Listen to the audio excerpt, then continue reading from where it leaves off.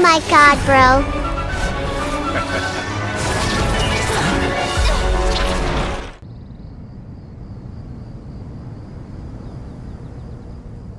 Ah, everyone's here. Wonderful. Dendro Archon, you're back. Are you recovering all right? You mustn't push yourself too hard. I'm doing very well. Thank you for your concern.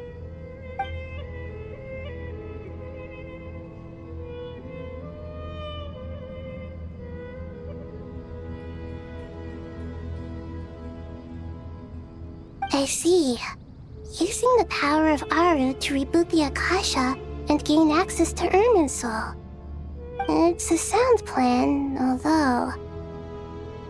I regret to be the bearer of bad news, but with the state that Irminsul is currently in, it's impossible to access via traditional means. Even the Akasha won't change that. Alas, we had feared this may be the case. What about non-traditional means? Non-traditional means? Are you saying... Desperate times call for new measures.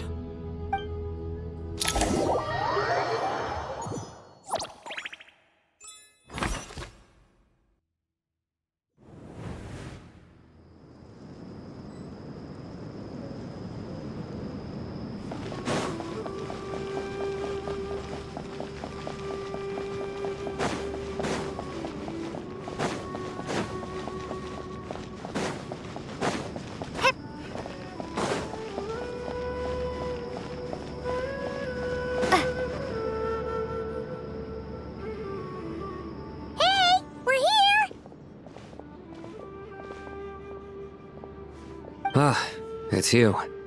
Is there a situation?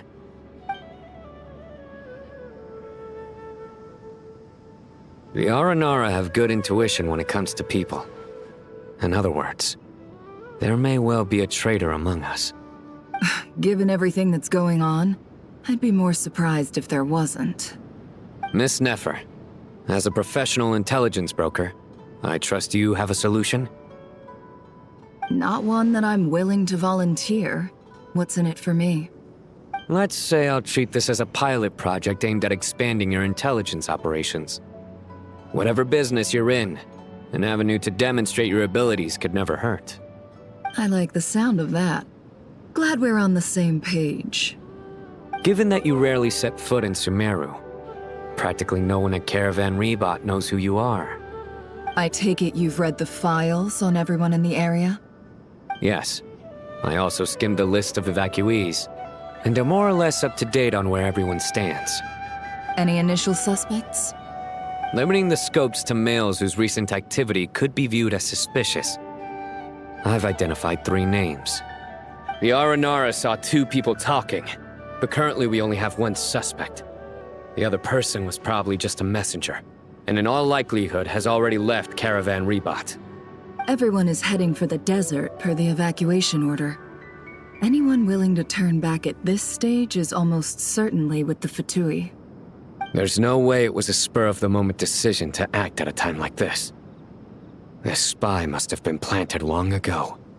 We need to smoke him out from wherever he's hiding. Sounds like you have the beginnings of a plan.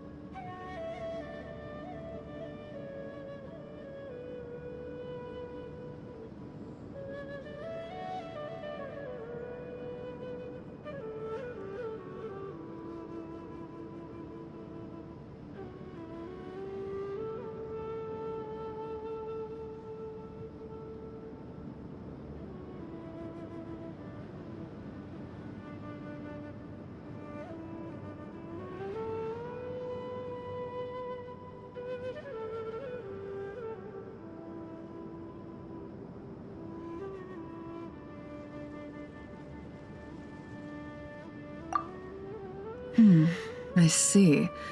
Your suspicions are well-founded. I'd be watching him too if I were you. So far, we still lack solid evidence that he's been bribed. He hasn't made any recent purchases that would indicate he came into some cash. Then let's get closer to him to confirm before we make our move. I can handle it. I'm not based in Sumeru, so barely anyone at Caravan Rebot knows who I am. And you're certain you've never encountered this person in Nodcry? I'm certain. Besides, it's extremely rare for me to have had any direct contact with Sumeru mercenaries besides Jet. There's no way he could have seen my face before. Sino, stay out of sight and wait for my signal. If he raises any red flags, I'll bring him toward the main road. Understood. I'll take it from there. Excellent. Well, it's a pleasure working with you.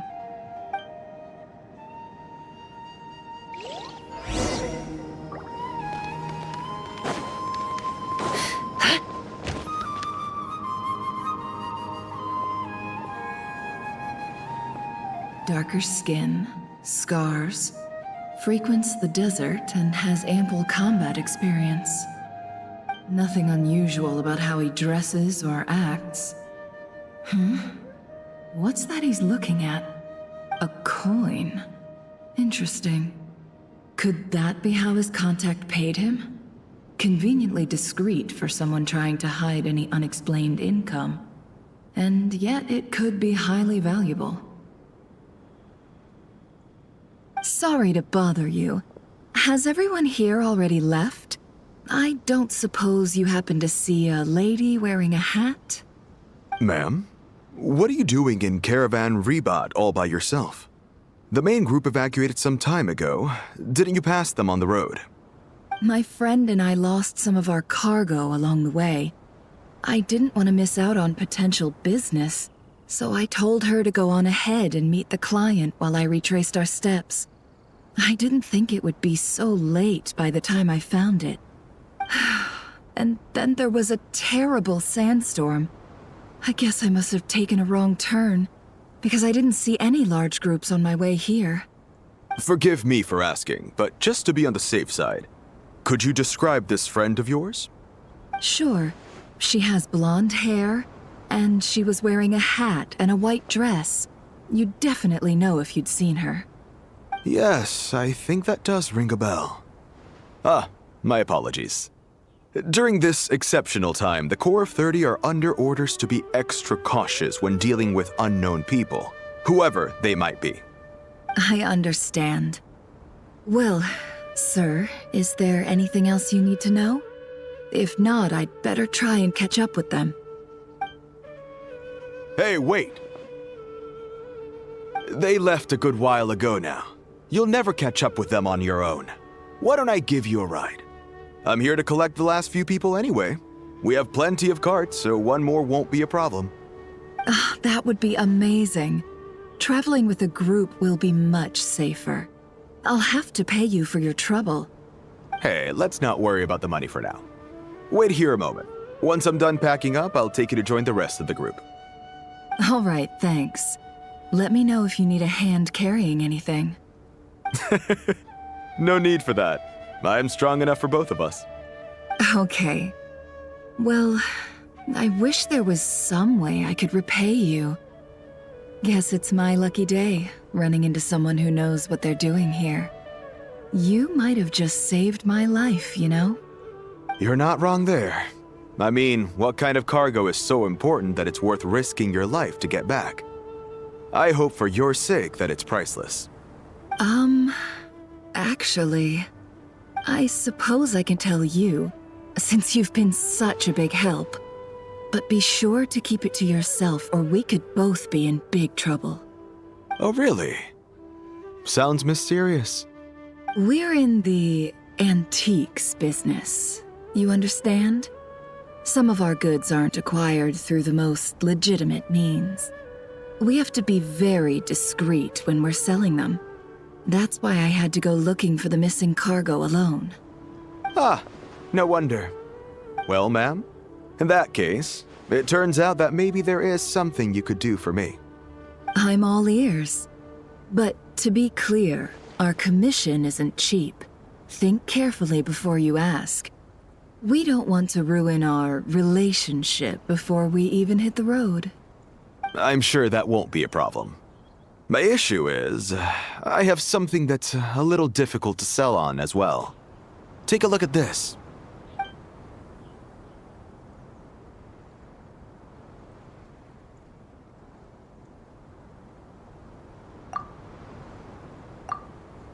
Pure gold. That's quite something. How'd you come across it? Dig it out of some ancient tomb? If you look hard enough, there are many treasures to be found in the mausoleum of King Deshret. It has no distinct Snezhnayan markings. That'll be why he's going with that story. And he clearly doesn't want to arouse suspicion, so he's on the lookout for an opportunity to make a quiet trade. Surely you have an existing business partner. Won't they take it off your hands? I hope I won't be attracting the wrath of my competitors by helping you sell this. The shop I used to work with is having cash flow issues at the moment after losing some money. I'm under enough pressure as it is without having to deal with them. On the off chance anything went wrong, I'd never get my money back. I understand. Gold is the last thing that traders with cash flow problems want to see. Well, in that case, I think we can work something out. As it happens, I'm just about done packing. Shall we make a move? Sure. Let's walk and talk. This evacuation was a huge operation. They needed a few people to stay behind and tie up loose ends. And I ended up being one of them. You're lucky you ran into us in time. I certainly am. I don't know how this...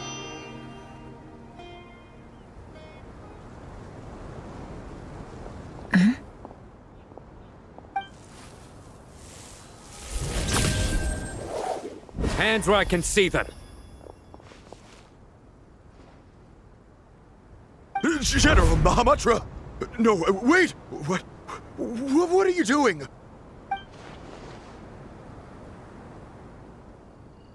This is the coin? Good. Sadly, you won't have the chance to spend it. Nicely done. Looks like Sumeru's Matra are a well-oiled machine nowadays.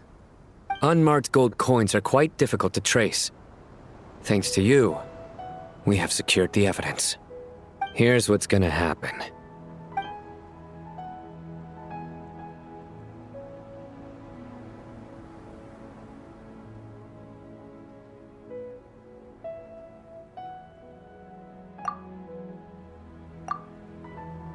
Southeast from here, leeward side of the hill. That's where he's meeting his contact. Great work. Candace tells me your interrogation skills are highly effective. Hers are quickly catching up. She's improved a lot in recent years. Looks like it's over to you for the next step. Because I'm quickest on my feet? Because you know how to trail a target. Plus, it'll be easier to monitor their activity from the air. Fine. I'll be quick. One more thing. The Traveler just brought a message from the Dendro Archon. Once you're done with this, we're to meet up at the mausoleum of King Deshret. Got it. Will do. Are you sure you'll be okay on your own? Gee, I don't know. Maybe you should come with me. Okay. Then Paimon's coming with you. Really? You do know this is a stealth operation, right? Meaning, you have to be quiet? Paimon? Are you sure about this? Well, Paimon at least wants to give it a shot. Like everyone says, if you never try, you'll never know. Besides, being the best guide in Teyvat has to count for something. This should be a piece of cake. Fine. Join me if you want. But be warned. If anything goes wrong, I'll have to gag you and shove you into a bush. No need! Paimon will be super careful. Promise! Good. Then what are we waiting for? Let's go. Ah! Coming! Coming!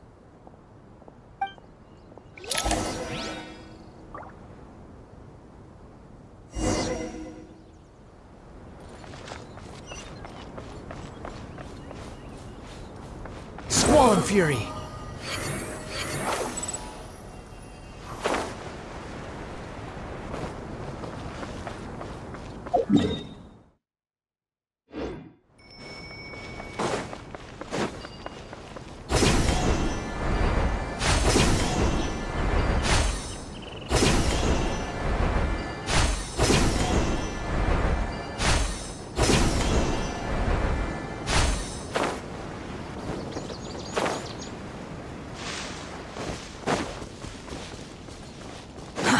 Too slow. Behold! Hey, guy!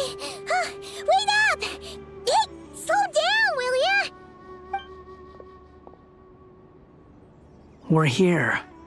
Now we wait. Okay, yeah, cool. Cool. What's on your mind, Paimon? Huh? Oh, nothing? I thought all you cared about besides being a guide was food and sleep. Why the sudden urge to go on a dangerous mission? What's that supposed to mean?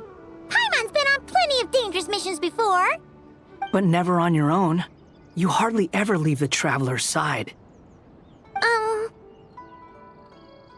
Just saying, I'm kind of at loose ends right now. So if you did want to share, I suppose I'd have to listen. If not, suit yourself. Makes no difference to me. Hat guy? Do you think Paimon is useless? What?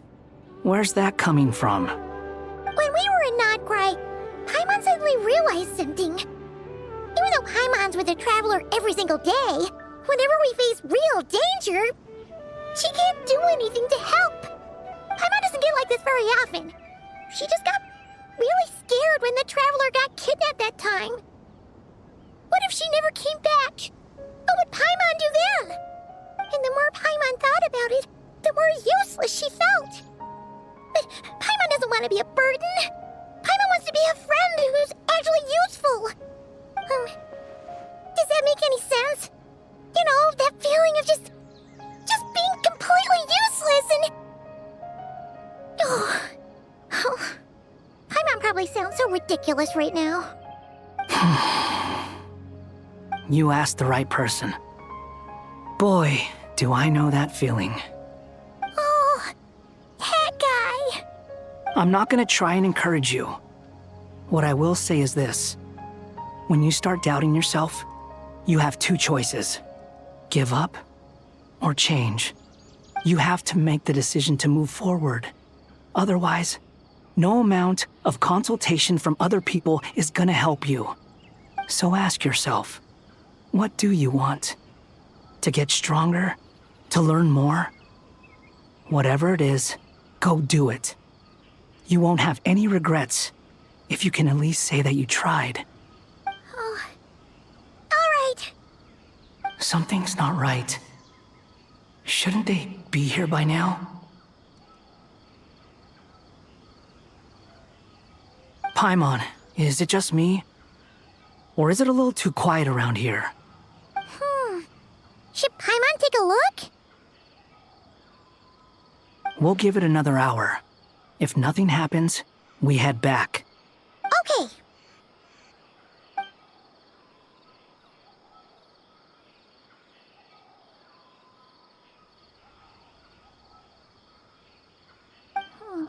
How strange.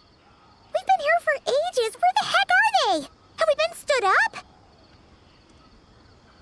What is it? Did you think of something? Something feels off about this whole situation, but I can't quite explain why. We know for sure that the guy Sinocot had something set up, yet somehow his contact is a no-show. So, either the handler got caught, or, more likely, they decided to cut our guy loose. But how would they know to do that? Wouldn't they at least send someone here to check things out?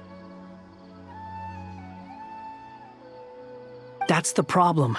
They couldn't possibly know what's happening here. Unless... This feels all too familiar. Come on, let's head back.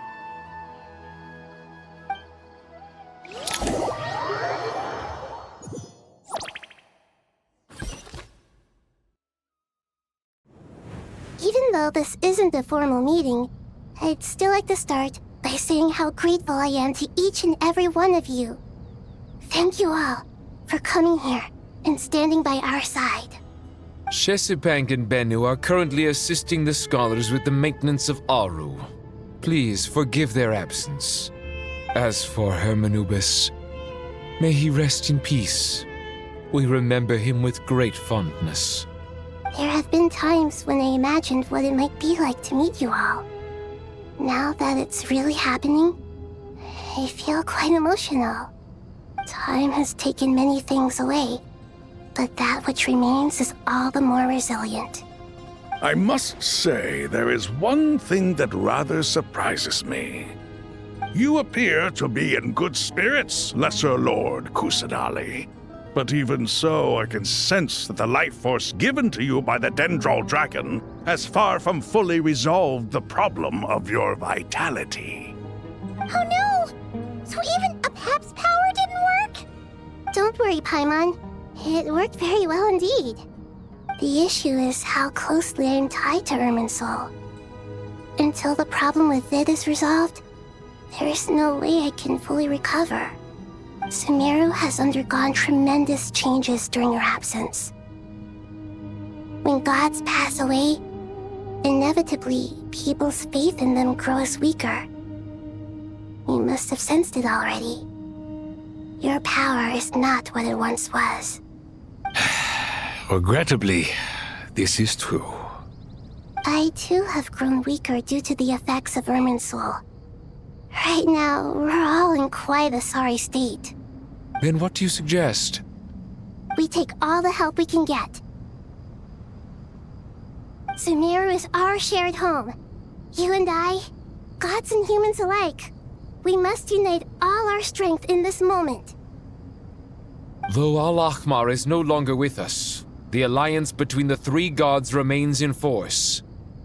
Regardless, as subjects of our king, we have a responsibility to support Sumeru through this catastrophe. Not to mention that it was the people of Sumeru who released us from this prison of Aru. Times have changed, and the people of today possess greater wisdom than those of the past. You really know how to give a rousing speech, Koti. Now then, let us learn more about your plan. The brightest minds of the Sumeru Academia are busy opening and renovating Aru. They claim it has something to do with Irminsul? Correct. Irminsul has existed in Teyvat since the very beginning. But during the Age of the Dragons, it did not possess the significance it holds today. After the heavenly principles arrived, the power of the Light Realm was divided into elemental energy, and Irminsul was refashioned as a device that records and preserves all information. Since then, everything in this world has been inextricably linked to it. As the Dendro Archon, I have a duty to protect Irminsul. To Sumeru, it is both a national treasure and undeniably a major threat. Teyvat has seen many upheavals in the last few years. The most recent of these was a major crisis in Notcry, which forced Sumeru to be even more vigilant than usual. I made sure to monitor all the pathways through which an outsider could potentially transmit themselves into Irminsul. But despite my efforts, a major problem still arose within. I still believe that someone has actively invaded Irminsul. But rather than taking any of the pathways I referred to, the intruder chose instead to utilize the most direct route, and the only one that cannot be protected against, by entering Irminsul through death. I see what you mean. You cannot simply stop all deceased souls from returning to the ley lines because of a potential invasion that could occur at any time. That's right. As important as it is to guard against external threats, I couldn't allow myself to stop the souls of the departed from finding peace. Please, understand how difficult this predicament was for the Dendro Archon. Defense has never been an easy task. After Irminsul was invaded, my authority was quickly restricted. Soon after that, the tree began denying access to any connections. I'm sure you feel responsible, but you are not to blame. No one can predict every possible disaster. There will always be trials and tribulations for the world to endure. But the people of Sumeru should not have to endure this. We must find a way to break through the lockdown and connect to Irminsul. And this is why you need Aru. Yes. The only thing in Sumeru capable of rivaling Irminsul in terms of overall function and performance is Al-Akhmar's legacy, Aru. All I managed to do before falling into a coma was make some minor adjustments to Irminsul. Using Aru is a last resort, and a move that comes with enormous risks.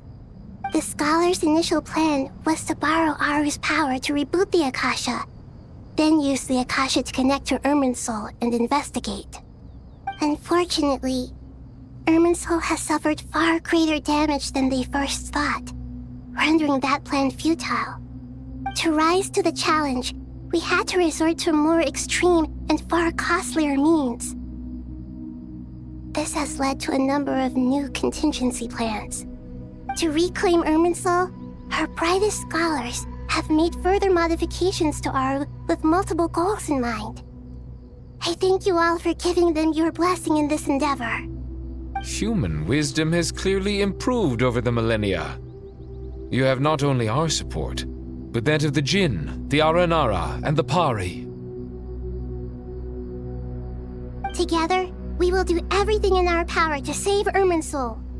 By the way, when you spoke earlier of an intruder, it almost sounded as if you knew who you were dealing with and what they were capable of. Well, since you ask.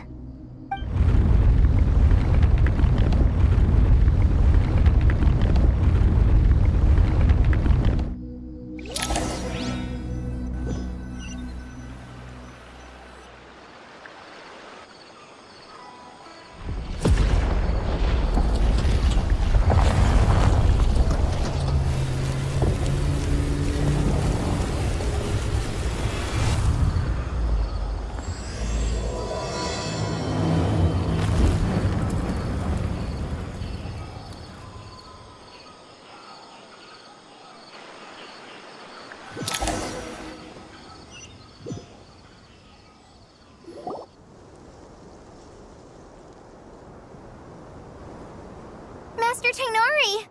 What is that? Is this Irminsul? How did this happen?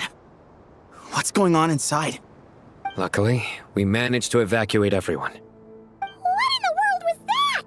That was terrifying!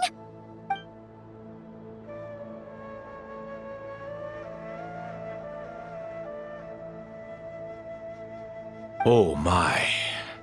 I understand now, Dendro Archon. You make yourself quite clear indeed. Not once over the millennia has Irminsul been so terribly afflicted as this. Please continue, Dendro Archon. Irminsul's root system is what comprises the ley lines. In the past, it has always been hidden away, going unseen by the general populace. But now, an evil intruder is making it reveal itself. It has become a tree of unbridled greed. A clear sign that a deranged experiment has advanced to a new stage. Blasphemy. From where I stand, an experiment in the name of blasphemy sounds rather improper. But if we are to honor Dottores' will, this is what we must do. The birth of this tree proves to me beyond doubt that this incident is connected to him.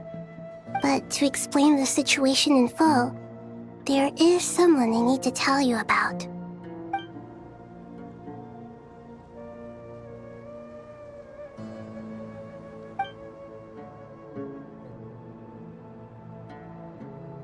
Zandik.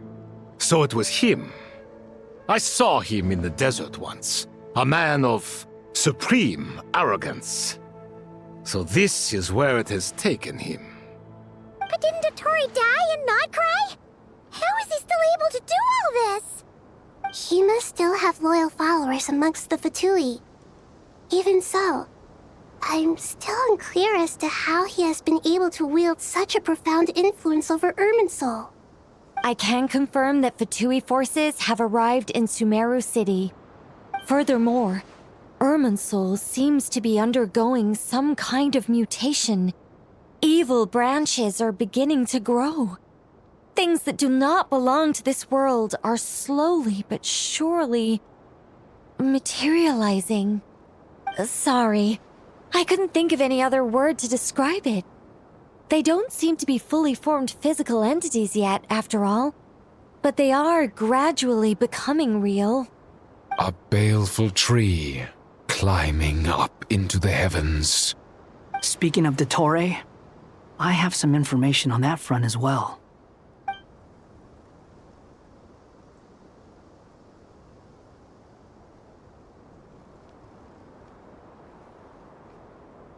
I didn't think it was wise to state this out in the open.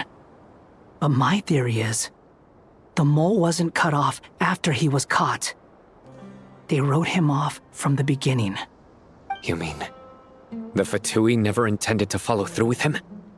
Then why plant a mole at all? It's hardly a conventional strategy, and the rationale behind it is pretty twisted. But as it happens, I know someone who works exactly this way. And when it comes down to it, his goals are very simple. He just wants to confuse people, so they can't figure out what he's up to. He's been a collaborator of Dottore's from the outset. That fact alone confirms that Dottore is involved with this somehow.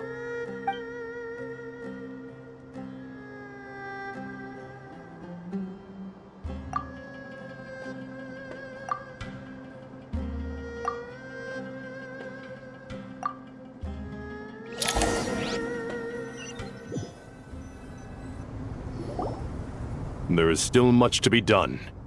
Everyone, please remember our core strategy. As per the discussions, the following groups must act immediately. Mr. Al-Haytham and Mr. Kave, the next phase of the Aru renovation project must begin right away. Godspeed to you both. We'll give it everything we've got. The plan looks feasible, but the implementation will require certain resources. General Mahamatra Sino and his team will help to procure the materials required for modifying the terminal. No problem.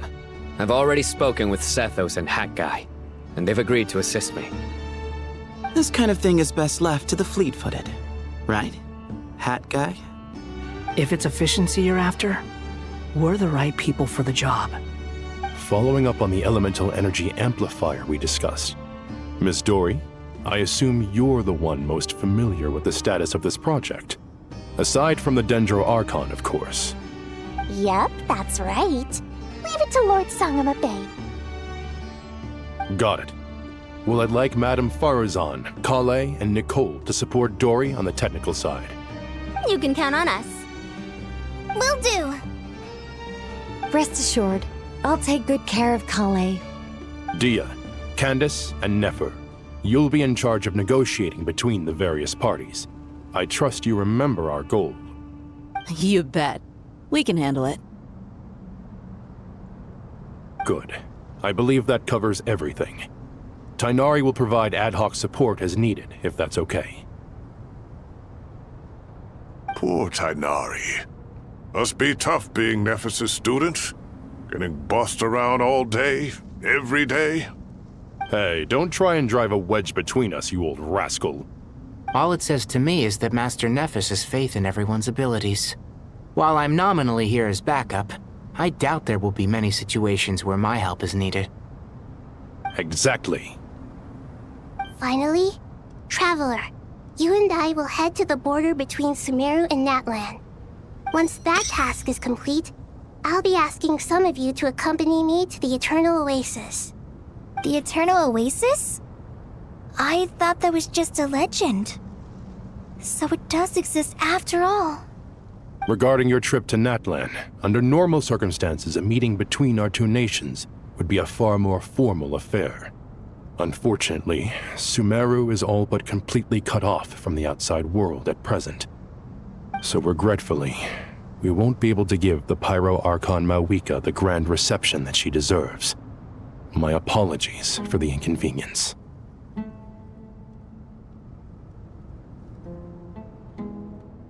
No point putting too much pressure on yourselves. That goes for everyone. Right. Especially you, Dendro Archon. I'm sure you're still feeling quite weak. Don't worry about me. The Dendro Dragon's life force will sustain me. Plus, we'll be there every step of the way. Nahida will be just fine. Yes. I believe in myself. And I believe in every one of you. Well, time to get going.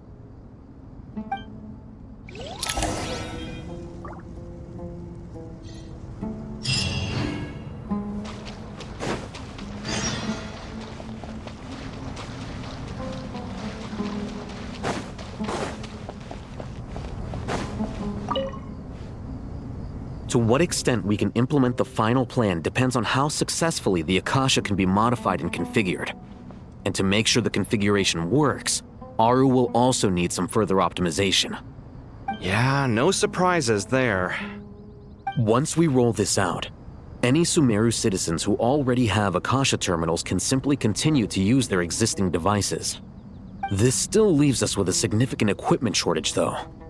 Many groups of people were never issued Akasha terminals, including mercenaries, the desert folk, and many others. We'll need a supply of rare materials for the renovation of Aru and the production of new terminals. Right now, the best place to source these locally is from the primal constructs within King Deshret's mausoleum. Time is not on our side here. It's gonna be a race against the clock. The Aru merge and renovation project will have to be carried out by you two. Everything's riding on this, so failure is not an option. Best of luck to you both. As discussed, General Mahamatra Sino and Mr. Hat Guy will source the required materials. Mr. Sethos is quite familiar with the layout of King Deshret's mausoleum. With him accompanying them, things should go quite smoothly.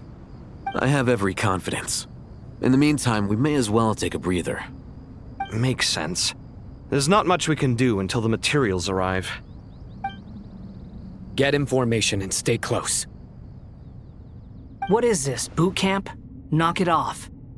It's just Sino being Sino. You know what he's like. Everyone clear on our mission objective.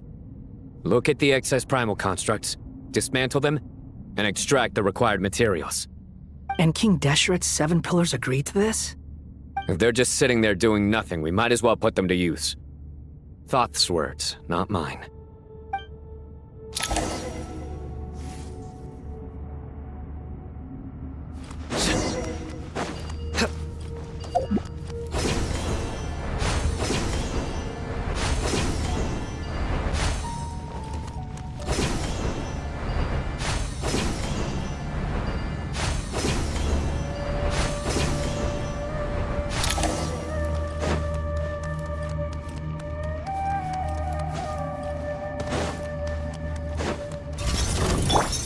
Sage's wisdom! Way ahead of you! Nowhere to run!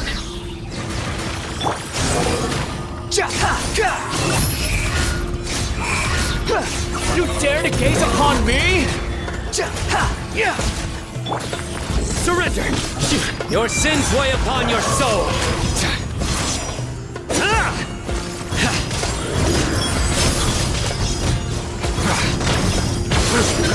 You stand condemned!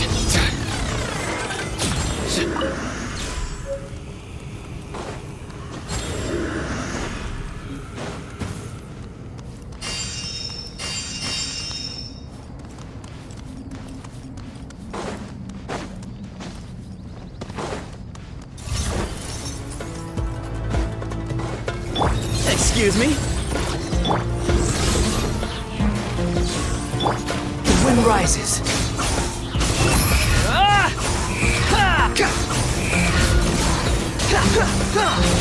Bow your head!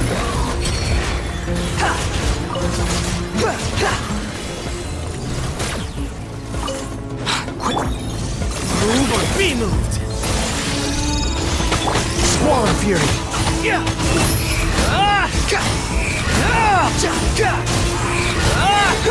You dare to gaze upon me? These devices should still be usable even though they're broken down. Let's take them back for the others to review.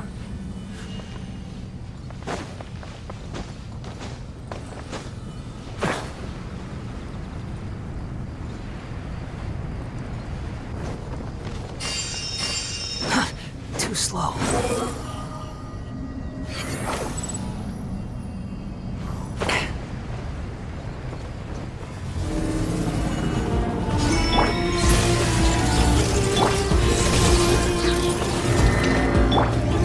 The wind rises.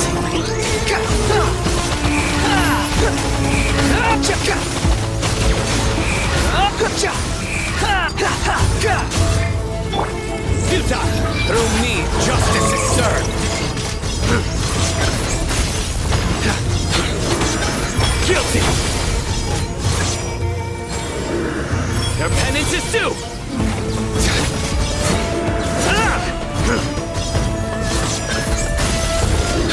Guilty!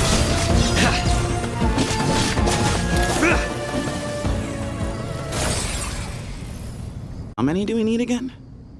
Enough to make an Akasha terminal for everyone who doesn't own one. I remember you telling me how revolutionary these Akasha terminals were. You've used one before, right? The Academia declared the Akasha to be the most powerful and comprehensive wisdom dissemination system in history. That should give you an idea of how powerful it is. Certainly sounds impressive. Neither Hat Guy nor I have ever had an Akasha terminal. Well, if it all goes to plan, that's about to change.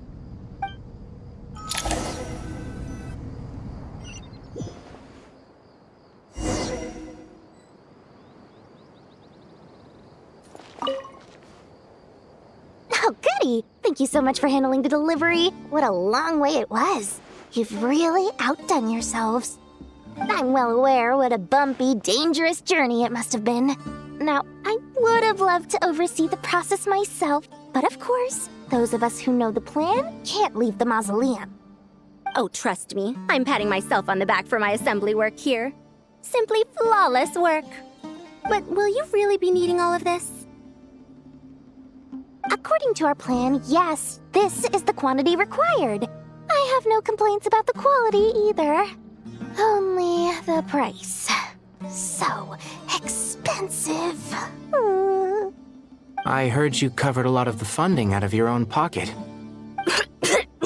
Oh, that's an exaggeration. The Academia provided most of the funds. I just offered a small token of my goodwill. Of course, the real tragedy is how little profit I'm making on this.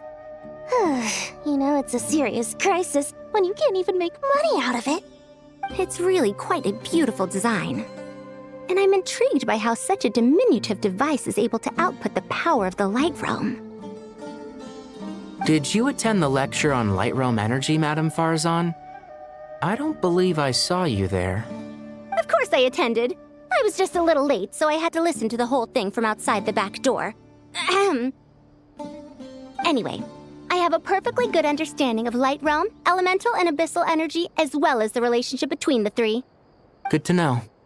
Master told me in private that the conversion process between Light Realm energy and elemental energy involves highly classified knowledge that shouldn't be disseminated too widely. But even so, the scholars still shared said information. Well, you can't enforce a rule that everyone breaks. Is that the idea? At first, the Dendro Archon was reluctant to explain it in great depth for safety reasons. Later, she came to terms with it and simply informed my master that we would all have to face the question of survival together. To protect someone from such dangers means keeping them in the dark, but for someone to know and embody the wisdom within, they must understand its very essence. It's an information hazard. We're exposed to danger just by knowing the facts, and just like bait, it lures us in by offering us the solution to our problems. But if you're not careful, you'll end up pursuing it down a dark path. A tricky problem. But today, this big problem has been broken down into many smaller, more trivial ones. What do you mean? Ah, I get it. For instance, you and I share secret knowledge, while she and I take on the risks of life, death, and fate. Something like that? Hey, what? That is not what I call a trivial problem. Well, as they often say in Vahumana, an event that is monumental to the individual is negligible in the grand scheme of history. Generally, the fate of the individual is an insignificant affair. Being from Amorta, where the subject of our research tends to be a lot more personal, I have to disagree. It's hard to dismiss the individual as insignificant. In other words, the big problem of survival has been broken down into many small, interconnected factors, and each one of us represents one of those factors. When the same secret is shared with a group of people, the same fate binds them together. Most people would find this unimaginable, but to us scholars, this is the path that has always beckoned to us. Sharing knowledge is a good way to fight against fate. I will always believe in that. All right, I think that's everything. Thanks a lot. But don't go anywhere just yet. I'll still be needing you to calibrate the equipment.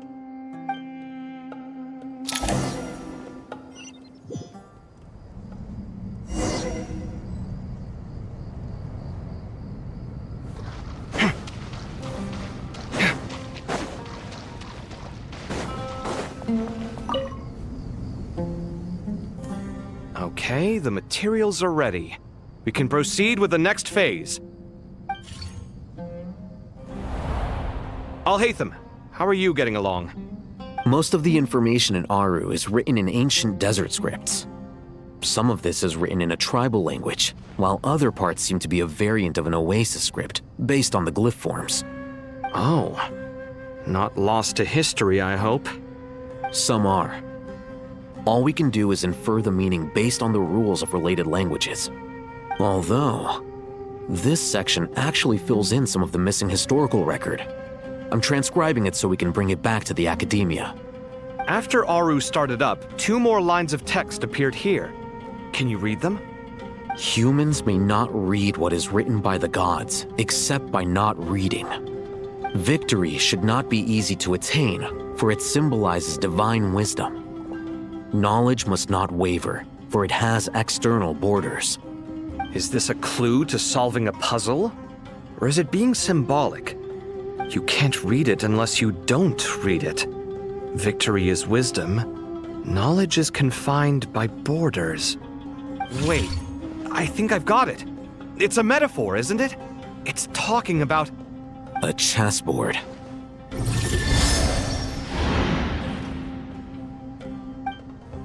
You were right. The youth of today are skilled at solving riddles. Have the secrets buried in the desert not been unearthed over the years all the same? Since Aru is a place reachable through wisdom, this day was bound to come sooner or later.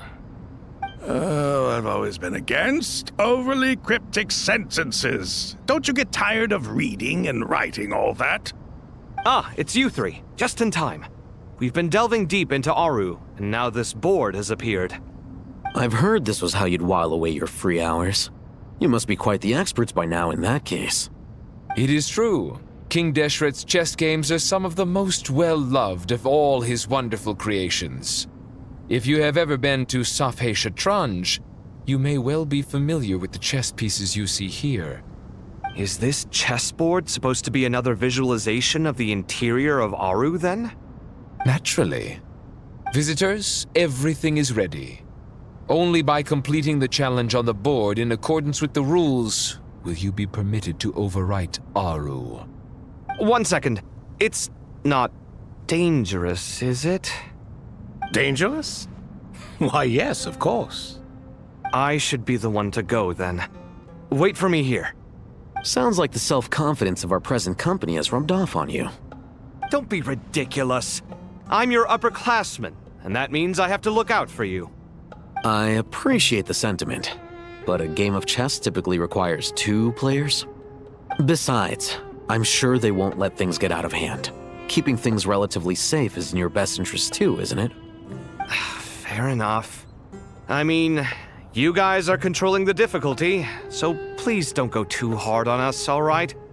Ah, but Bennu said he wanted to put some respect into these whippersnappers. All right. Thank you. Obviously, we'll still try to be careful.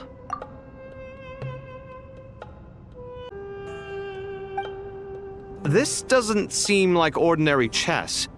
Is the goal to defeat the opponent?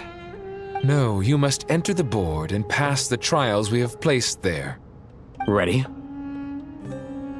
Let's do it.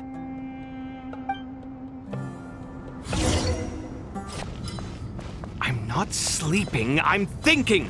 It's not that simple, you know.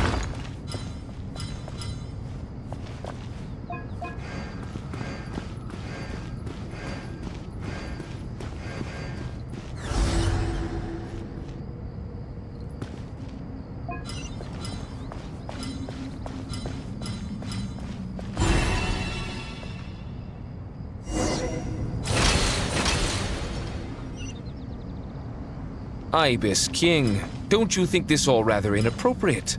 You may as well be handing them victory on a silver platter. Do not expect me to follow your lead. Ha!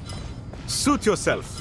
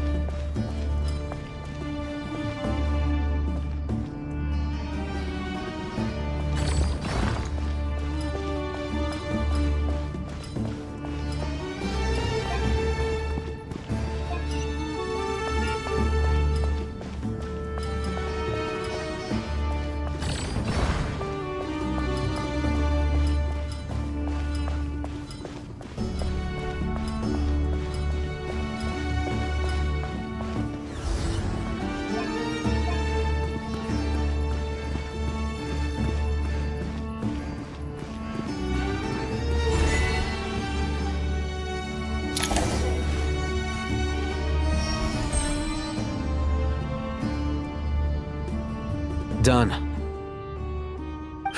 Finally. It's over. But seriously, that was incredible. Standing on the chessboard felt completely different from standing on solid ground. And also... Oh, sorry. I'll save my thoughts for later. Thanks to the three of you for helping us out with this. Is it just me, or were you giving us quite a lot of guidance along the way? We made but a humble contribution. You lived up to our expectations. Bravo! Our aid was not given for naught. In addition to the existing functions, I'd like to ask you for another favor. Since Aru's interference shield can cover the entirety of the mausoleum, it should be possible to extend its range even further. Perhaps you can find a way. So, building upon the existing functions to... Ah! I'm with you! Imagine for a moment. What would the ideal outcome look like if this function were compatible with the devices? I agree. This is the best solution possible. Please, everyone, we beg you to help us. Me, oh my! Well, since you ask so very nicely, I suppose... Goti? Kroko? What do you say? Naturally.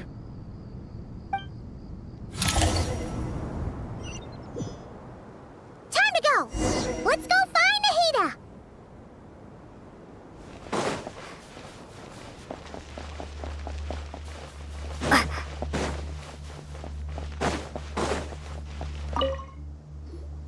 There you are.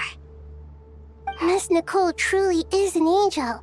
She shows great wisdom in guiding others, and she has already sent word to Natlan on our behalf. She said that while the other members of the Hexen Circle are busy with important work, she is quite free, and she's more than willing to accompany the people of Sumeru for the entire journey. Oh, there's Nicole, all right. Always super patient and loves to help everyone out. She's the best. She is. So kind and enthusiastic. Well, time for us to get going. Let's head out.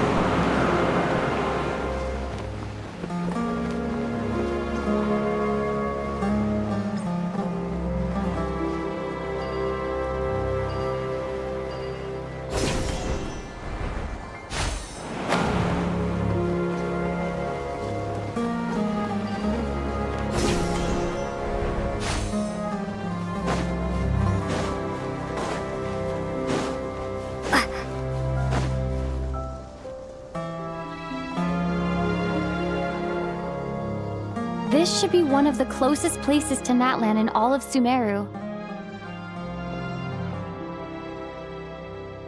There's the barrier Nicole and Nefer mentioned. It completely cuts this nation off from the others. But why? Why separate you from the rest of the world now specifically? And if I'm not mistaken, Irminsul was polluted once before, wasn't it?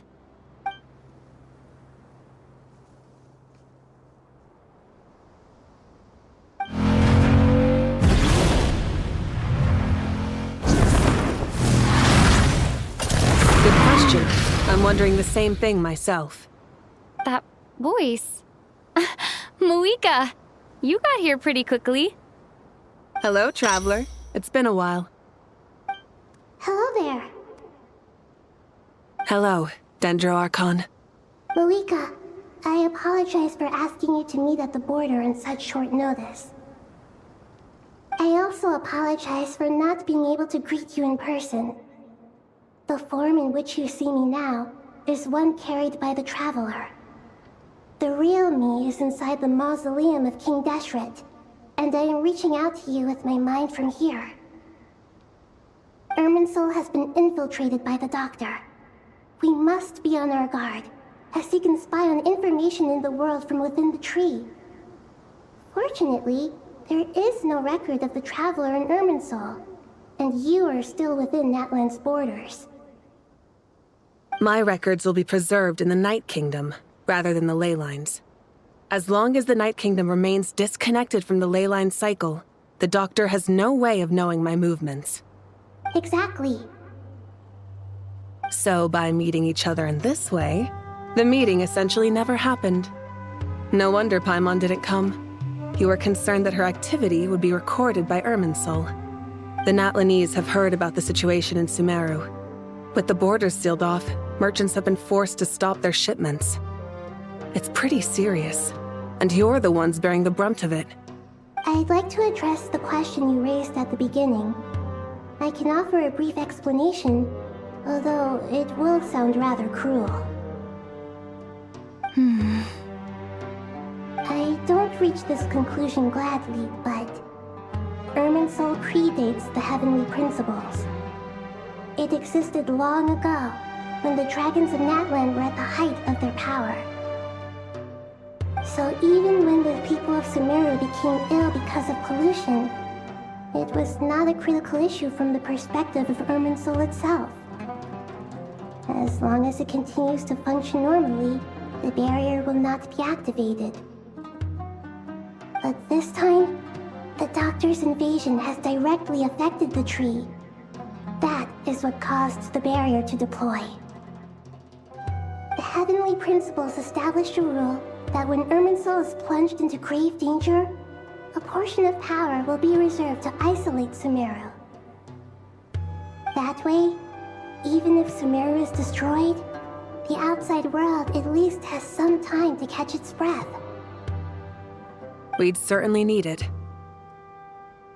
The Heavenly Principles created almost everything that exists in Teyvat today. To them, preserving the existence of the world and its inhabitants takes priority over protecting Sumeru. Meaning, protecting Sumeru now falls to you. Yes. My own power may be limited, especially compared to yours.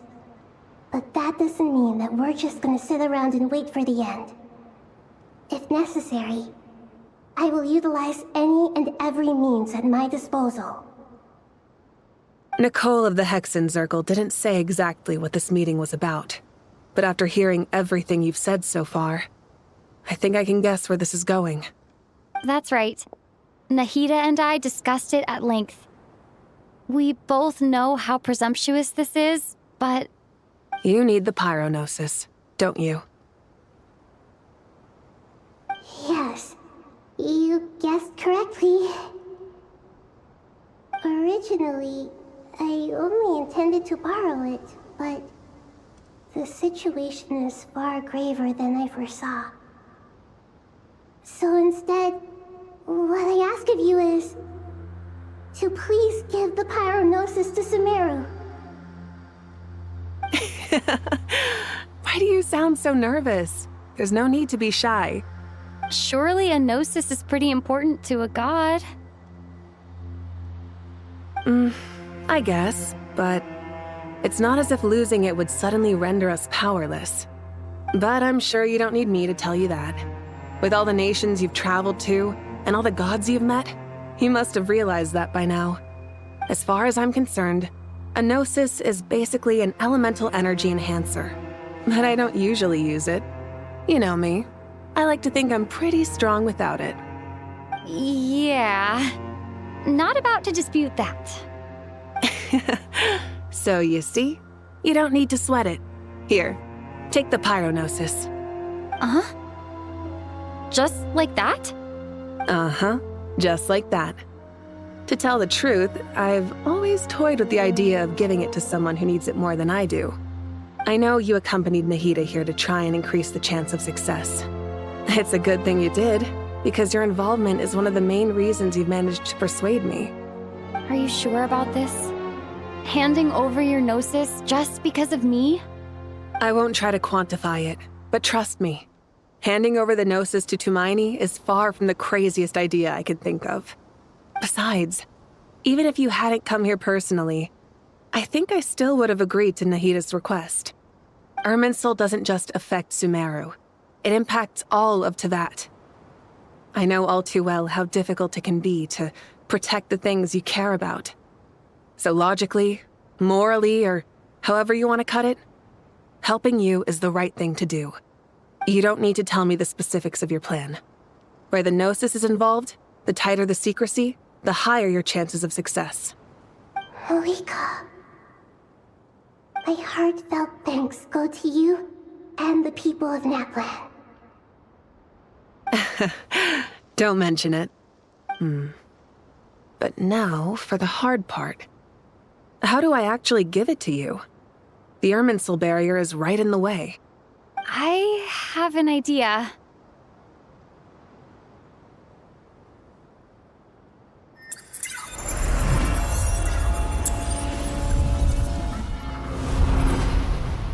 Just as I thought. Incredible. What did you do? Just made a lucky guess. This seems to happen quite a lot. Things that apply to everyone else don't seem to apply to me. I figured the same might be true here. Irminsul usually produces effects based on the records it holds. Since the Traveler is a Descender, Irminsul contains no records of her, and thus has no way to impede her. Is that right? You really are full of surprises. Catch. Whoa! Thank you, Moika. Thank you for trusting us with something so important. All right. No need to get so formal. It's not like we're strangers. Besides, there's still one problem. You might be able to pass through the barrier, but I don't know about the Gnosis. Any other surprises for us, Traveler? Let me try something. I have the Pyronosis in my hand. It feels strangely ordinary. Not particularly heavy. And yet, this tiny thing symbolizes the mighty authority of a god. I need to think hard about my memories of Pyro. My memories of journeying through Natlan. All those important experiences I've had.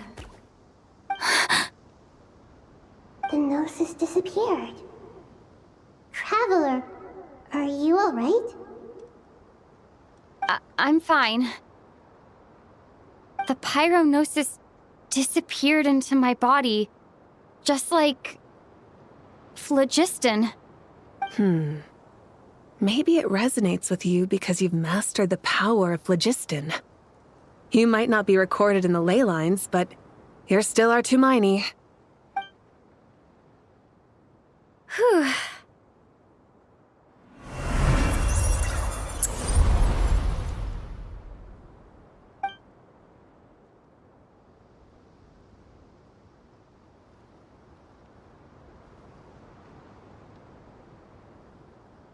Please allow me to express my gratitude once again, Moika. Pleasure. Well, I've given you all the help I can. The rest is up to you. Good luck. We won't let you down. Yeah, we aren't about to lose.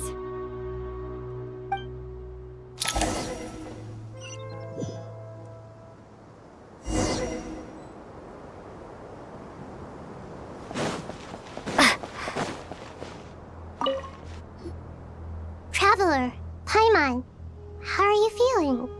Paimon's a teensy bit nervous, but only a teeny tiny bit. Seems like she's gotten way braver over the last few years, huh? Of course. After all the adventures you've had with the Traveler, I'm sure you've gained a lot of experience and grown as a person. I'm doing all right. What about you, Nahida? How are you holding up? With the negative effects of Irminsul, I'm a bit like a piece of fruit that's been burrowed into by hungry insects and left to rot. I'd be lying if I said it was nothing. But please don't worry.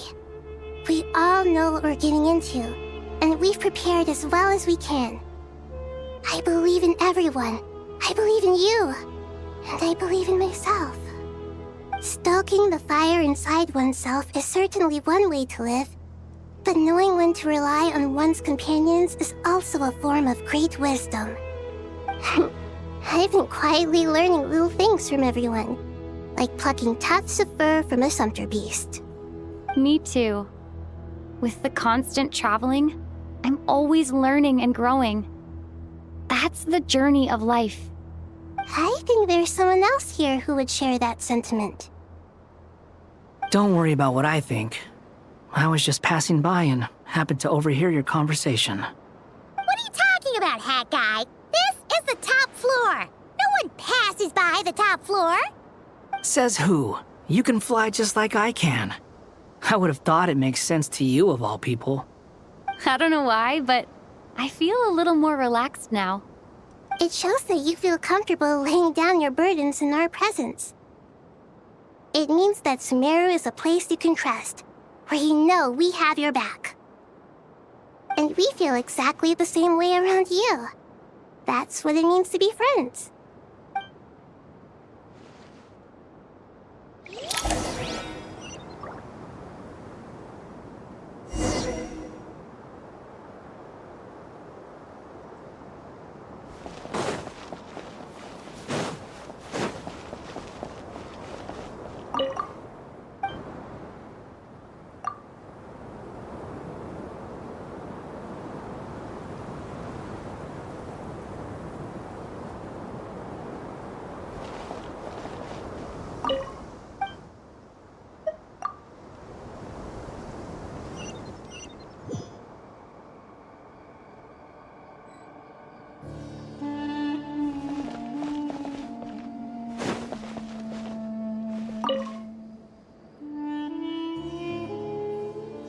We'll make our move after sunrise tomorrow.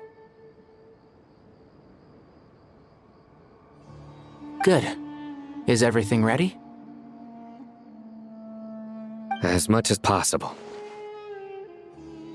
That'll be enough. Don't let the pressure get to you. We'll take things one step at a time. That's how we've always done it. Master Tainari! Mr. Saito! So this is where you were. I brought some juice and some water. Would you like some? I know how easily you get dehydrated in the desert, so you should definitely have some water. In which case, I'll have the juice. I gotta ask, though. Who's on juice-making duty at a time like this? Madame Farazan said she was feeling a little nervous, so I told her about the automatic juicer my friend invented. She took it right off me and started making carton after carton of juice. A juicer? Did Sucrose send that to you? Yeah, I hadn't had the chance to try it out before this incident occurred, but I couldn't bear to leave it behind in Gandharvaville. The juice is very sweet. I think so too. Kale, how are you feeling? Physically, I'm okay, but it just still feels strange to me. Why would a great power like this come to someone like me? I know the feeling well.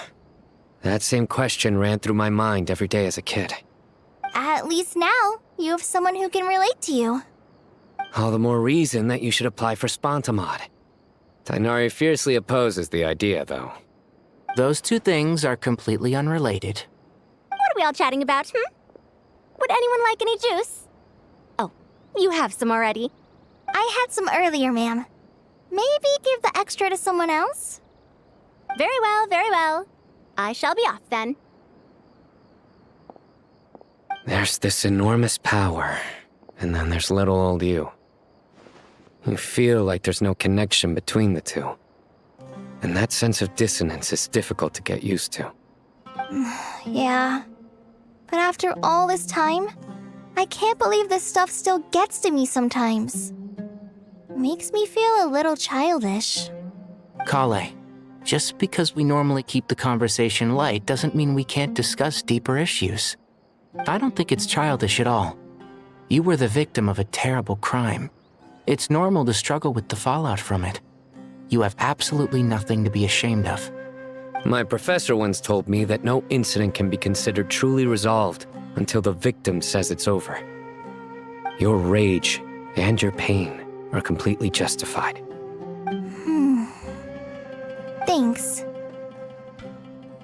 Miss Nicole said that the same god remains which were once used to inflict so much pain upon me have now become a weapon with which I can protect everyone. It's like my own personal kind of evolution. Every innocent person who's been hurt needs time to realize that it wasn't their fault. I was the same. But it's all about to be over. Tomorrow, it ends for good. I don't know if you've noticed, but you rarely stumble over your words anymore, and your outlook has become much more positive. It's a big change from how you used to be. And since this isn't over, you can settle the matter on your own terms. It's time you seized back control. I believe in you. Yeah. Sumero is my home. And it's so important to me. I have to protect it. No. I will protect it. And once you're done, how about you come back and apply for Spontamod? Stop it with the sales pitch, would you? Hey, excuse me. There are still 3 unclaimed cups of juice here. Why don't you take one each? Ugh, my arms are getting sore from carrying them around everywhere. Madame Farazan, why are you... Here, let me take them off your hands. Thank you, Madame Farazan. Drink up and enjoy my handiwork. I think I'm going to make something else now instead. Please, try to relax, Madame Farazan. Your nerves are starting to get the better of you. I know.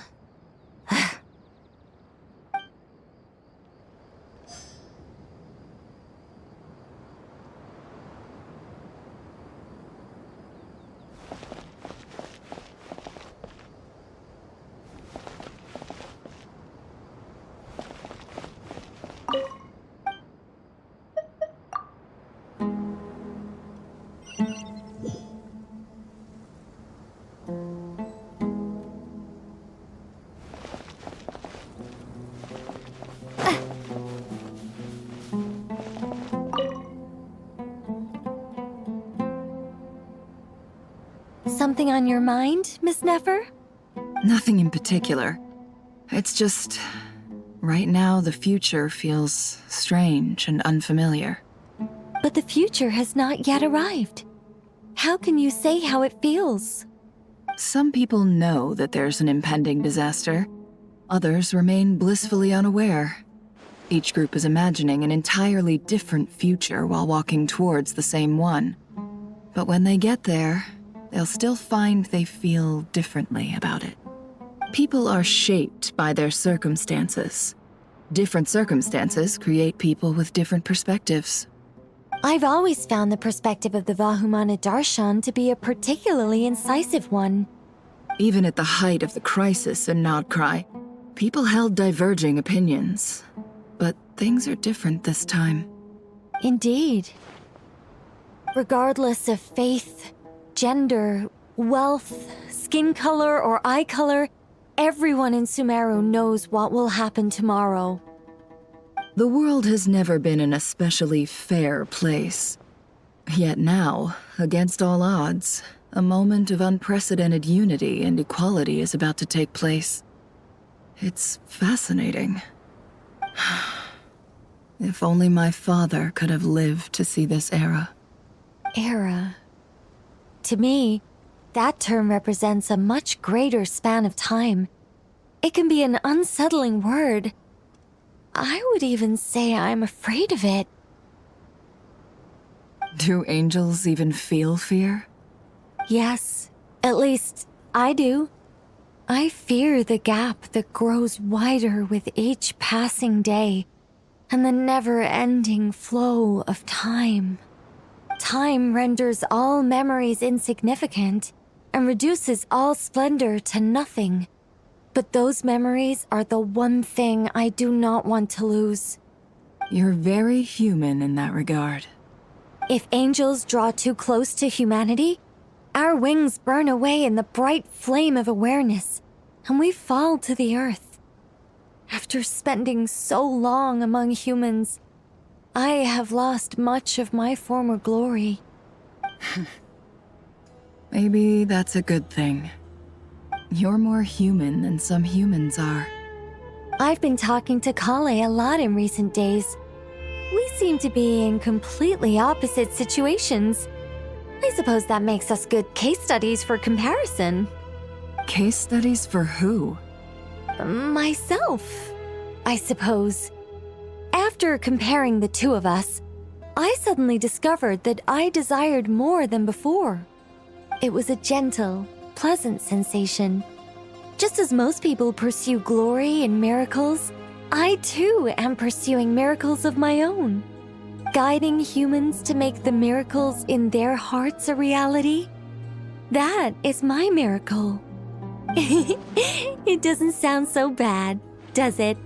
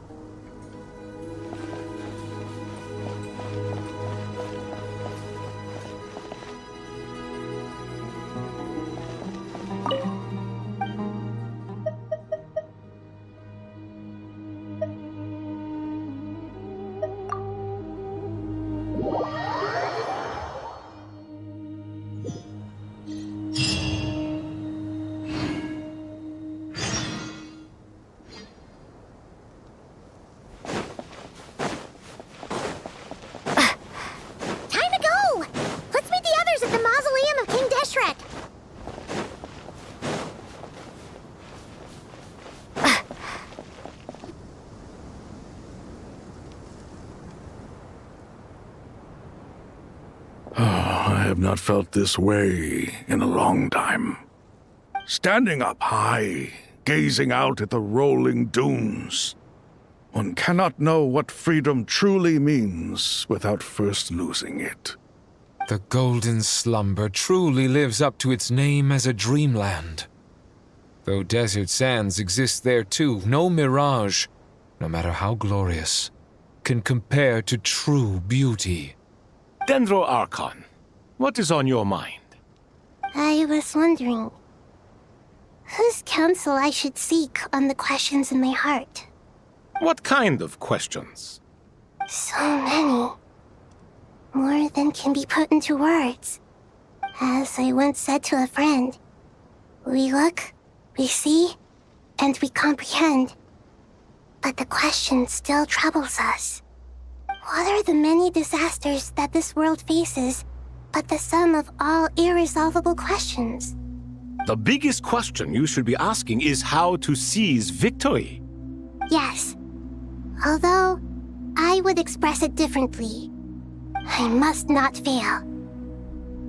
And so the question I am most curious about now is whether the path to victory will be an arduous one. What we declare to be a young sapling, we may, in fact, find to be a towering tree, if we would only cast aside our ignorance and look beyond the veil of time to see her true form. Nahida! We're here! Just in time. My preparations are almost complete. Ready when you are. We're here too. Miss Nicole! Miss Nicole! You run so fast! I thought I'd get a lot of exercise as a forest ranger, but I can barely keep up with you. Sorry, I got a little carried away. Lesser Lord Kusanali, the equipment is ready, and the modifications to Aru are all complete. As discussed during our meeting, Accessing Irminsul via the Akasha is no longer feasible at this stage. There are other options, it's just... they're a little more extreme, and more technologically demanding to implement. Maybe you should take it from here.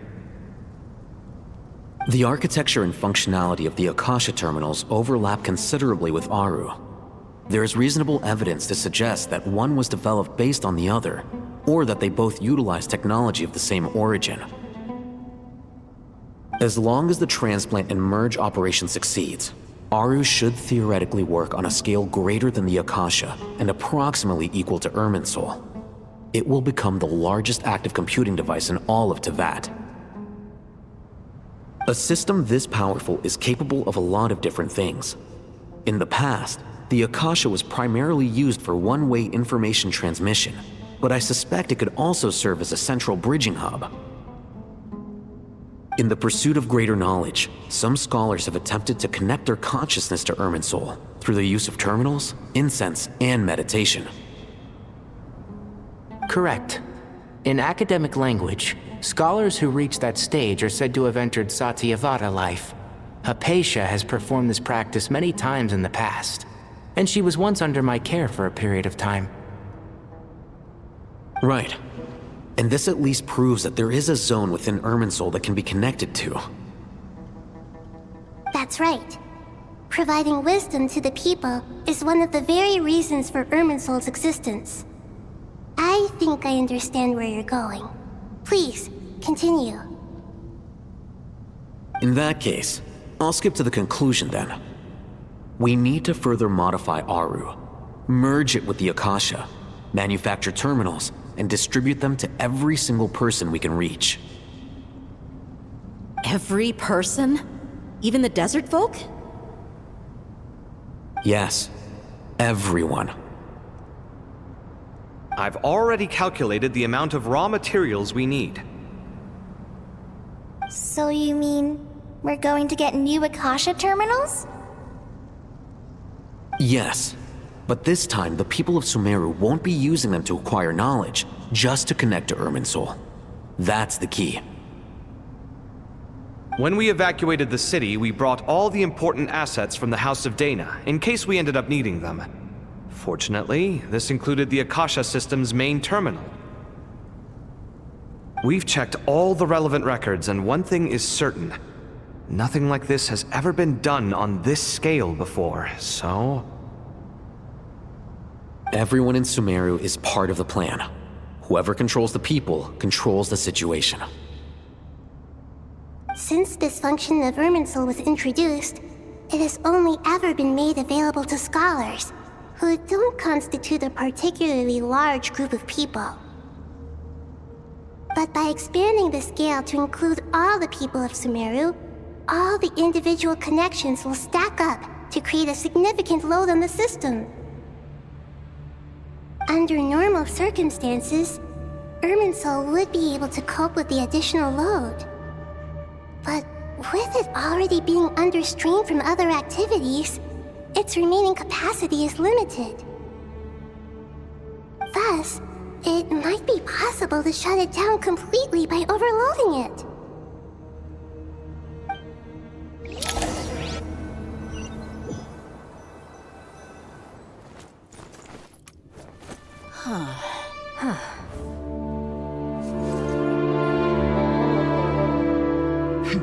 Counting down. 3, 2, 1. Are you ready? Ready!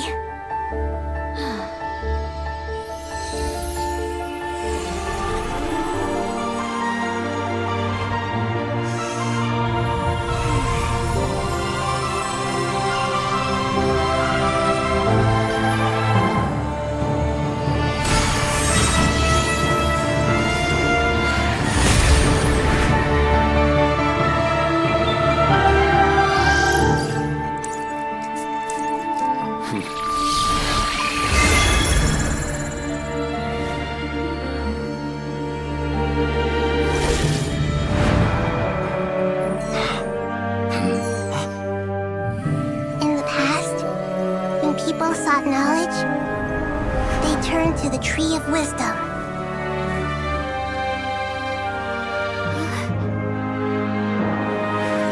Today, we use it to save Sumeru and the whole world.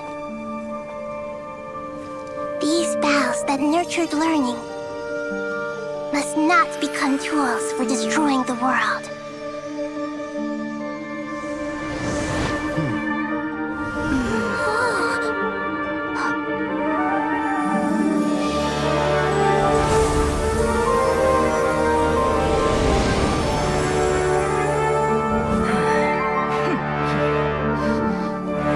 Stop. Please stop. End this transformation.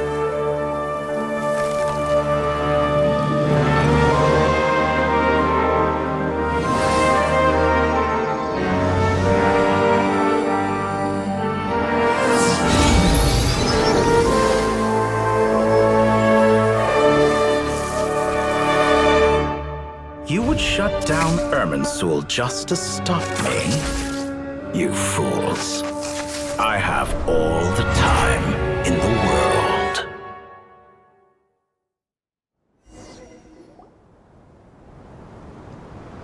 Success! The evil Irminsul tree has stopped growing! Great.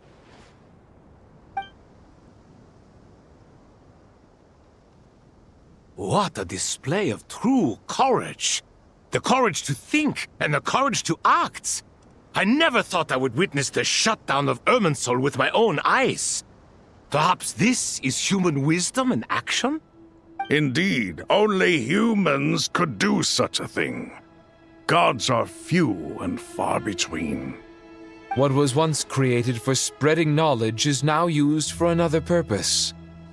A rather ingenious plan. I am grateful to you three for your help. Only thanks to you were we able to extend Aru's interference capabilities to cover all terminals.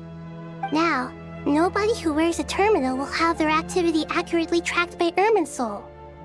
No matter how many eyes Dottore possesses, he will not be able to see us clearly. Now for the next step. I will need the help of your supreme powers once again. How might we be of service, Lord of Dendro? I need to reach the Eternal Oasis immediately. Right now? In that case, Ibis King, would you agree that this is a fine opportunity to dust off our old tricks? Never. I assume you have that chess set with you? You mean the one you gave to me as a gift? Asking for it back, are you? How could I? You misjudge me. I just wanted to show you another way you can use it. Connect to Safhe Shatranj.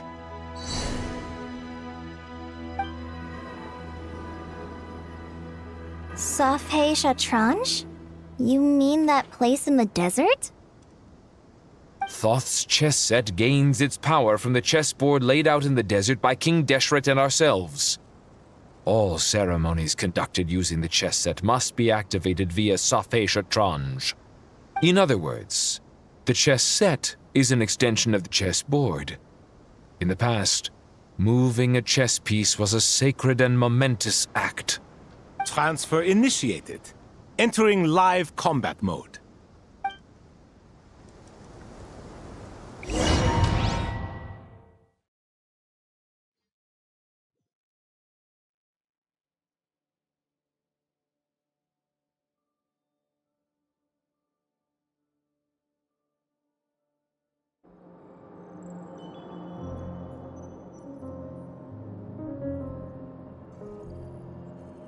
We haven't heard a single word from our spy in the desert. I'm afraid he might have been captured. Never mind. But we spent years turning him. And a lot of Mora. Nothing comes for free in this world, but the loss is not without its purpose. For a small price, we have wasted a precious amount of the limited time they have. Quite a bargain, if you ask me.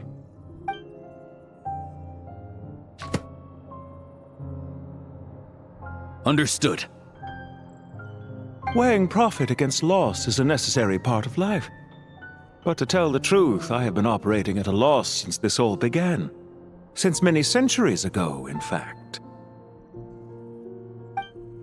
For instance, why would a banker act as the executor of a will? If you hadn't deposited your personal belongings at Northland Bank, I would have no reason to be here right now.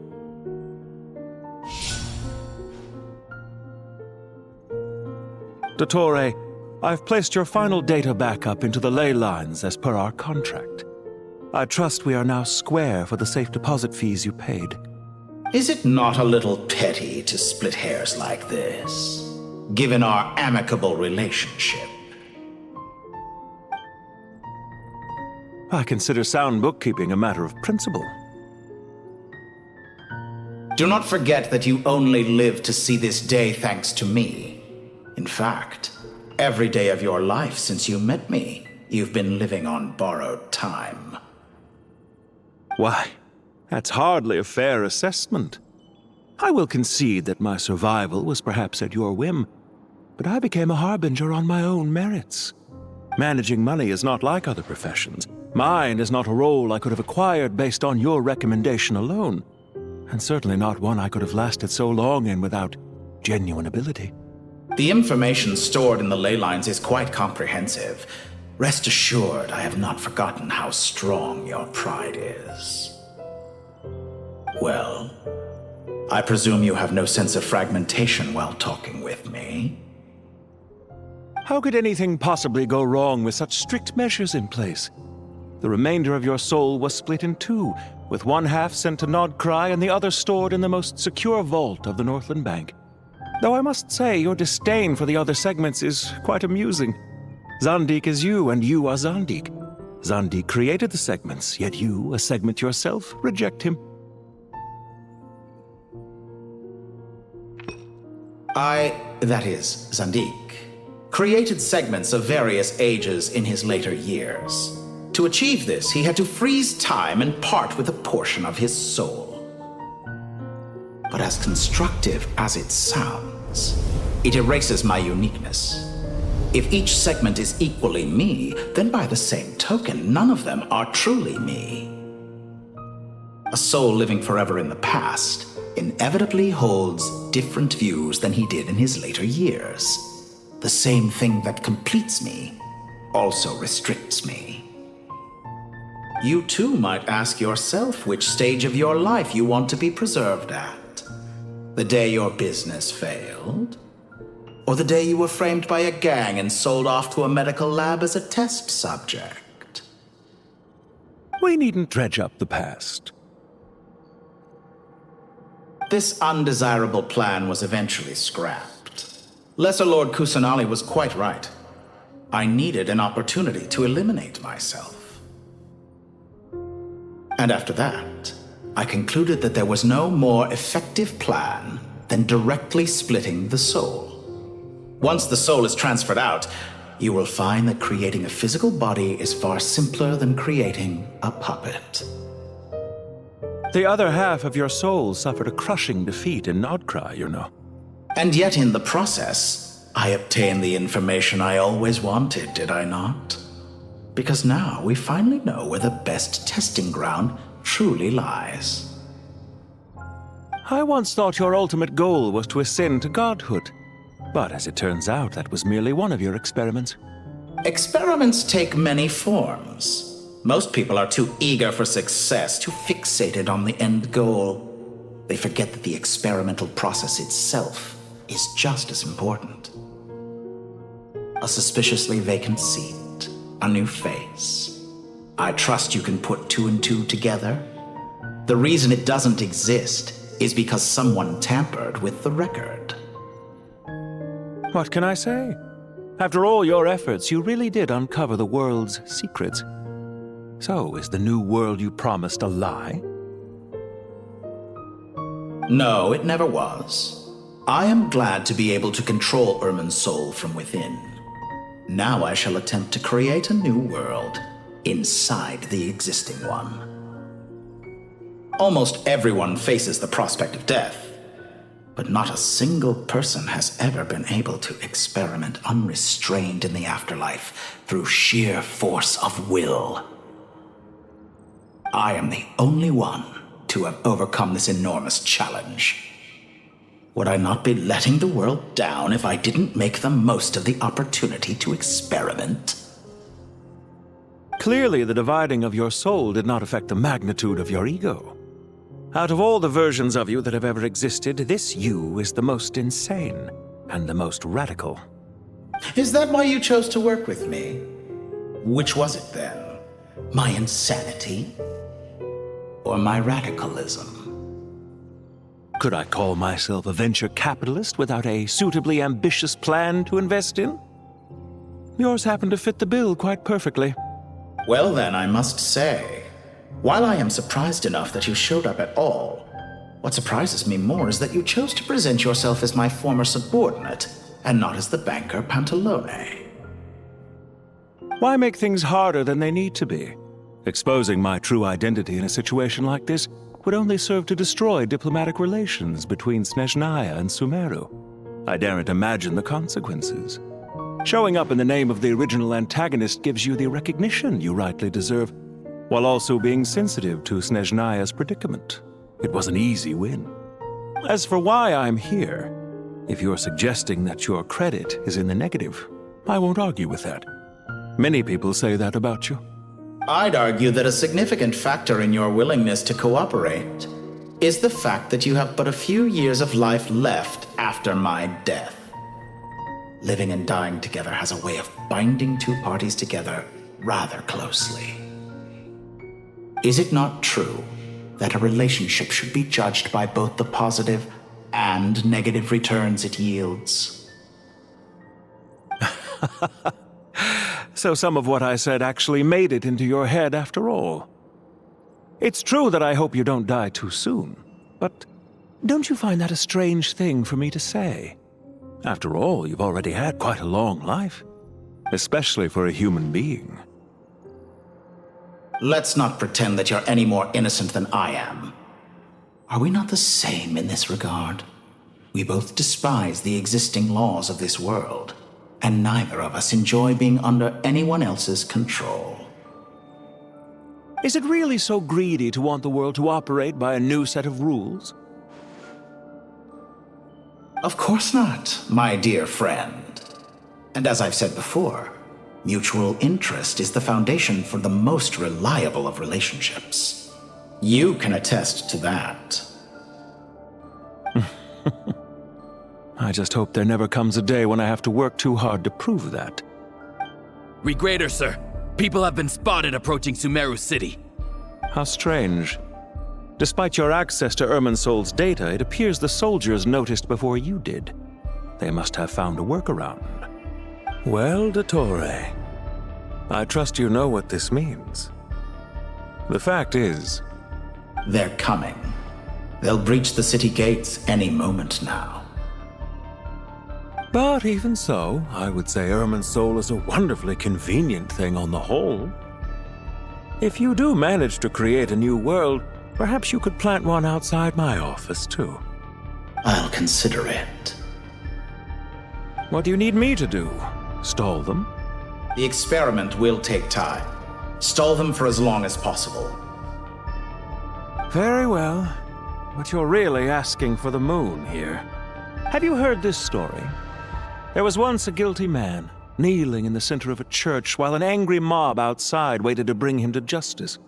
He pleaded with the gods, begging them to grant him one final request, the chance to finish confessing his sins before he was sentenced. Many suns and moons passed, seasons changed, and still his confession continued, as if he intended to speak until the end of time. Are you suggesting I worship you as a god? Or were you hoping that I might confess my sins to you? Certainly not the latter. That would make my life miserable indeed.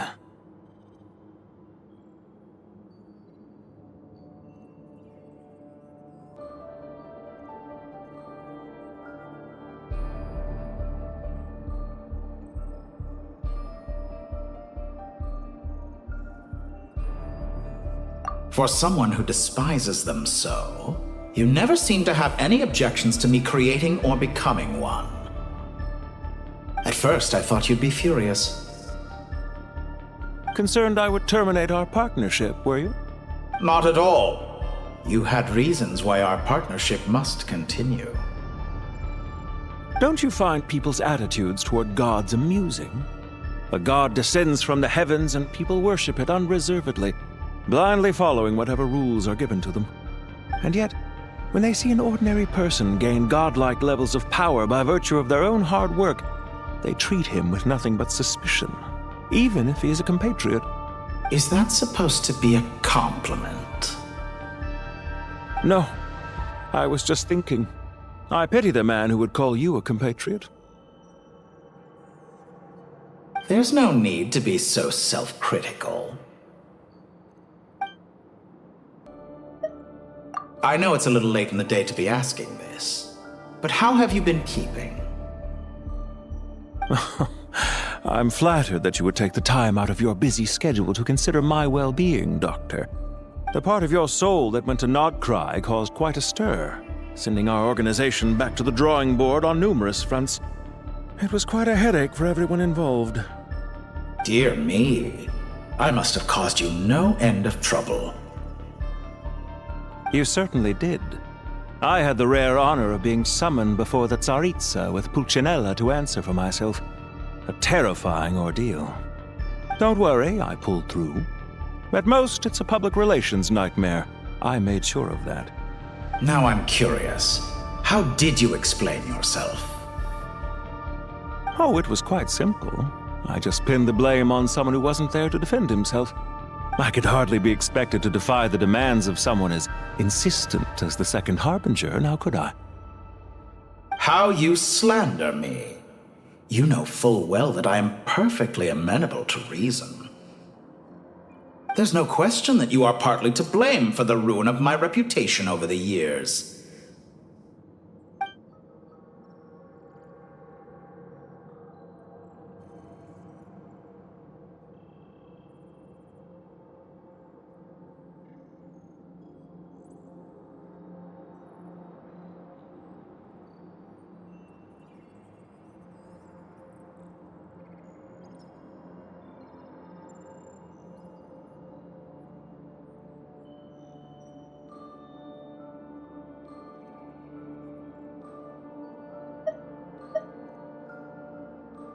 Do you have anything lined up for when this is all over?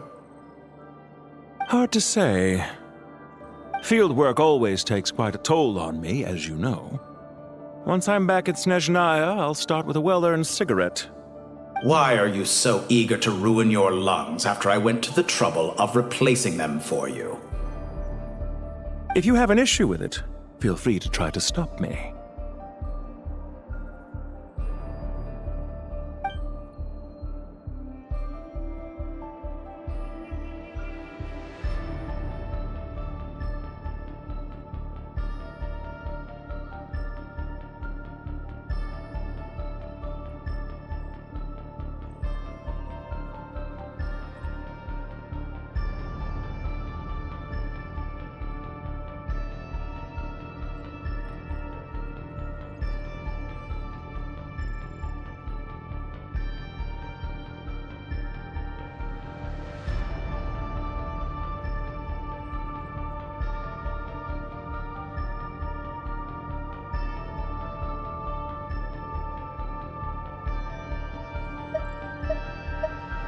What's on your mind? The limits of humanity. It's a pity. Despite running countless calculations, I find there is simply no way to reduce any further the amount of one's soul required to sustain an individual. It's rare to hear you admit to being unable to achieve something. I beg to differ. For instance, as I've told you before, the original me was prone to motion sickness and couldn't make long train rides. Ah, yes, of course. One of the reasons you often sent yourself out on errands. What are you thinking about now? A new experiment. In the event that my soul was depleted, say we extracted my data from someone else's memories, yours for instance, and then combined it with your intact soul as the base material, what would we create? Such a scenario would be impossible. Oh? As long as your current soul survives, there will be no need to create a new individual. Don't forget, you were the one who approved of the present situation wherein only one Dottore remains. And if you ceased to exist, who would be capable of performing this experiment?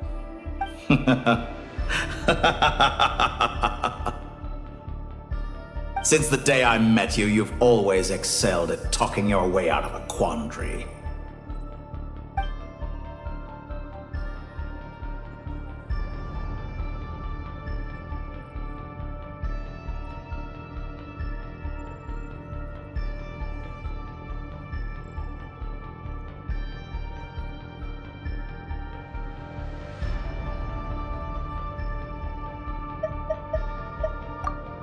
Isn't it a little too early to be saying goodbye? Not that I wish to keep you from your business, of course. Very well. Let's leave the conversation there for now.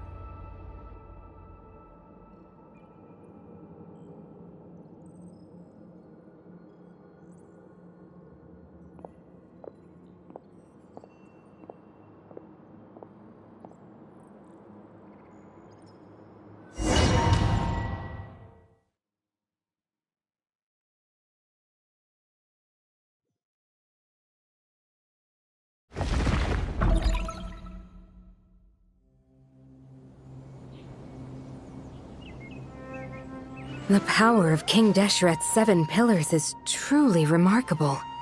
With just a chessboard, you can move an entire unit across the material plane. Yeah, sets us up for a much easier fight. Really makes my day. The last time we stormed the city, it involved a lot more running around. I wonder how many people can say they stormed a city twice in their lifetime. I was just thinking that. I've definitely had more than my fair share of unusual experiences in my life. This is my first time here, actually. We never usually leave Gandharvaville. I hope this will be my last time. Does everyone have to chime in? Can't we just fight? What an amusing comment, my dear lady.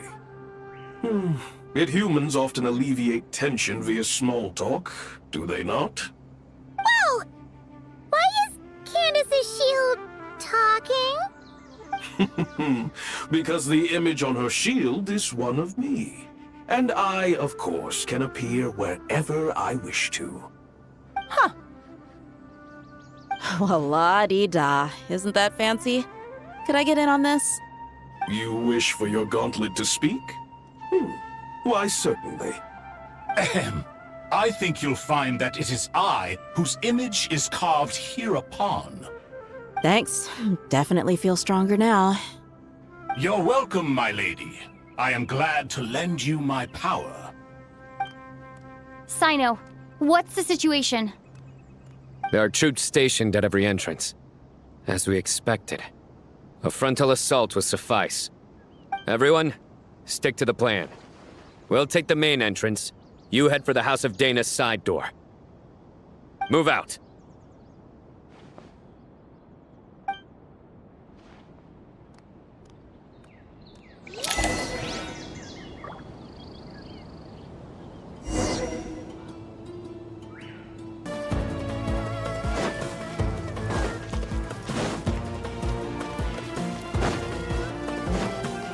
Out of my way!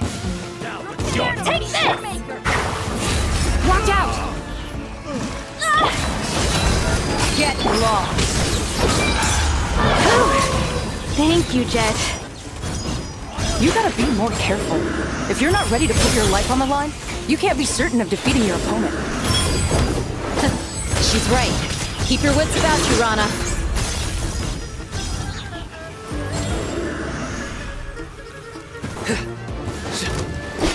Futile!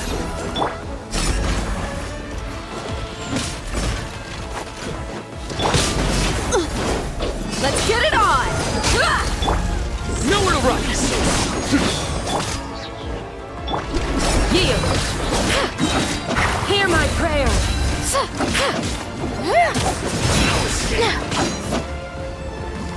Do your worst! You're dead meat!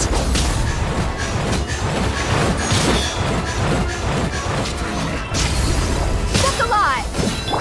Futile! Judgment is upon me! Can't run from death. Take them out and secure the harbor. Reinforcements will arrive by water. Let's move. Consider it done. Show no mercy.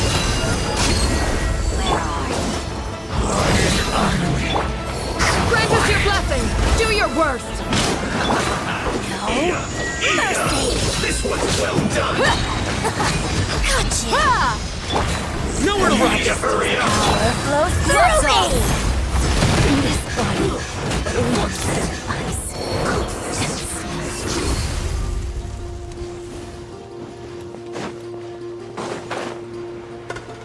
Yeah! Looks like we're in your due.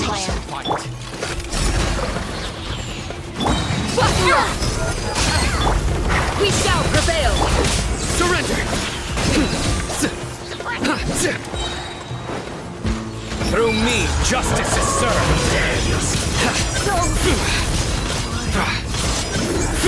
You stand condemned! Guilty! You stand condemned! Guilty!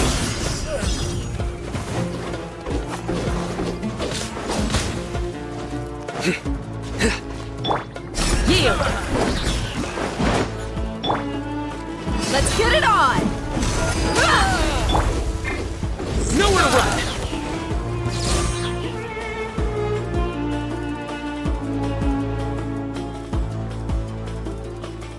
Waterway secured.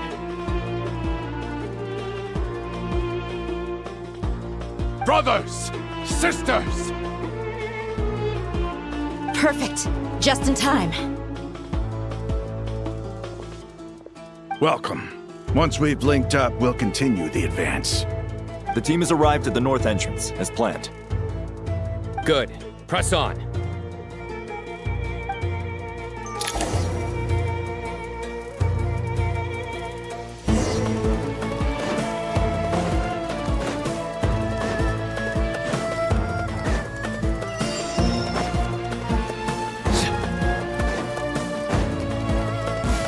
Are you here to play with Look alive! Grant us your blessing! Do your work! Futile! over here? Your sins weigh upon your soul!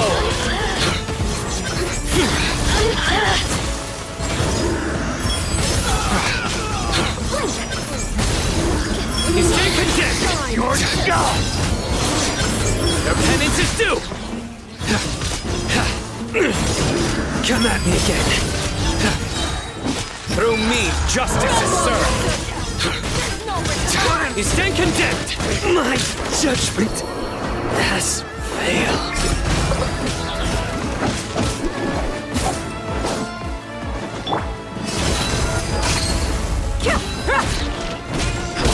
Did it take too long?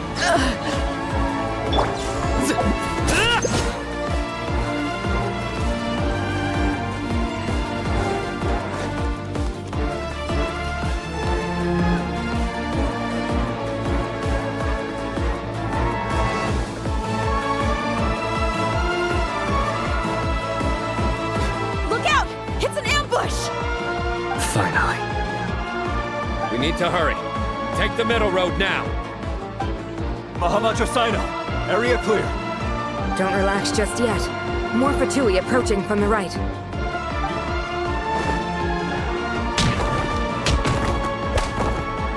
Irminsul cannot track our movements. If necessary, we can split up. Don't worry. We'll wipe them all out. As you can see, our people came raring to go. Good, good. How are things with the Traveler? Can Tainari keep her safe? Don't underestimate Tainari just because he's a forest watcher. He can handle it. All right. You know that's not what I meant.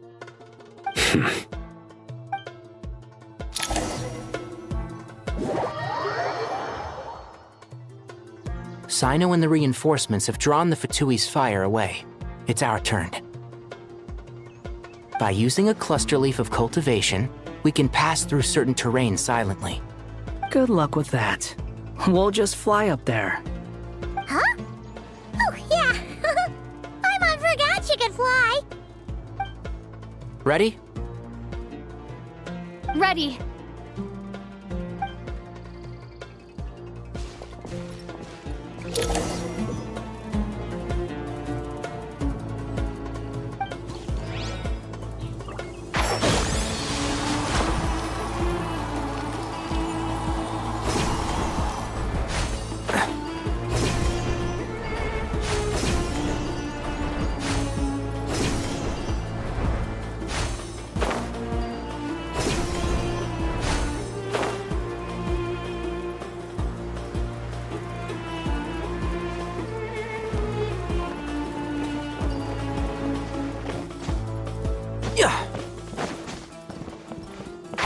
Can't see?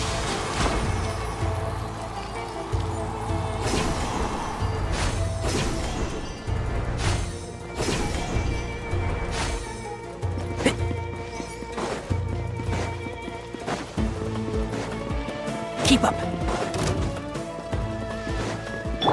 Yeah! Breaking hold.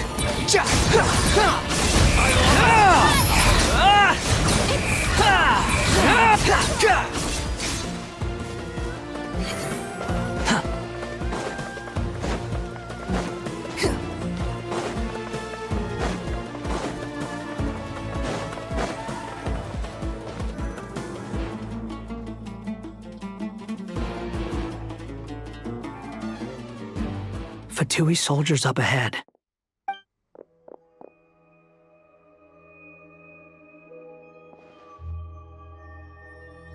Careful. Prepare for battle. Hey! There's people over there. You have some nerve showing your faces here in the center of Sumeru City.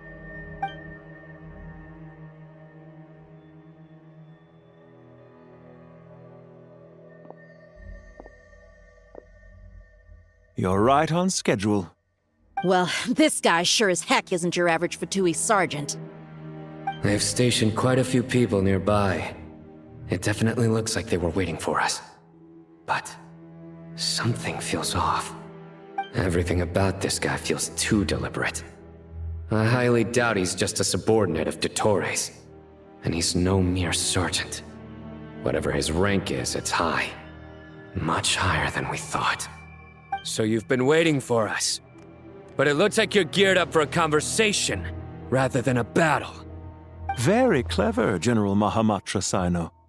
I know you're the one in charge of this siege, and I look forward to making a deal with you. A siege? Sumeru City belongs to us! Historically, yes. But things can always change. We have quite a sizable force with us, you know. For instance... There's a Fatui ambush at the north gate. Can you handle him? We can for now. Yes, I'm quite sure both sides can hold their ground for the time being. The battle has not yet reached its climax. But what happens next? Do you enjoy watching bloodshed? Surely some of those here are people you count as friends. Once a war begins, some people must die. I doubt you wish that fate upon anyone you know. Wait a second. It's a trick. He's not even there. Silence! He disappeared. What was that? A ghost? Curses! He was never there to begin with. That was just a shadow projected there to lure us in. Enough talk! Attack! I apologize for being unable to accompany you at this crucial moment, but I am compelled to leave for reasons beyond my control. Please excuse me. Sumeru's General Mahamatra is quite ruthless. It's a good thing I wasn't there in person. Your illusion held them up for a time just fine. But now that they have seen through it, they will realize you were just a decoy. Decoy or not, what matters now is that they will be heading your way imminently. Not imminently. They are already here.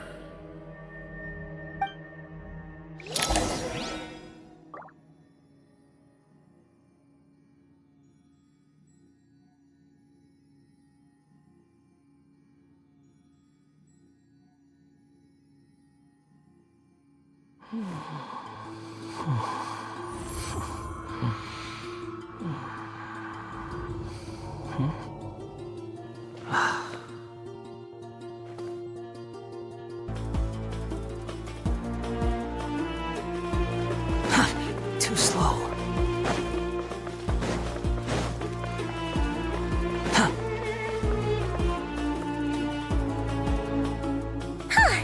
We made it! This is far enough.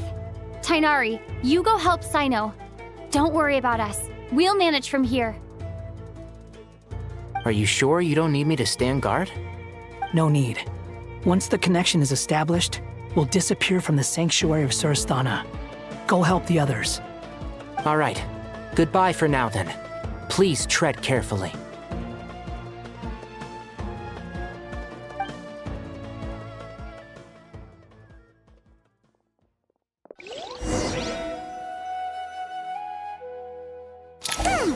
Now where's the interface Nahida mentioned?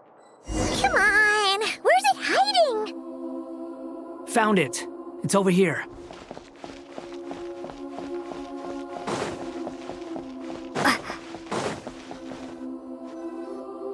We can connect to the inside of Irminsul through the Sanctuary of Surasthana's built-in security system.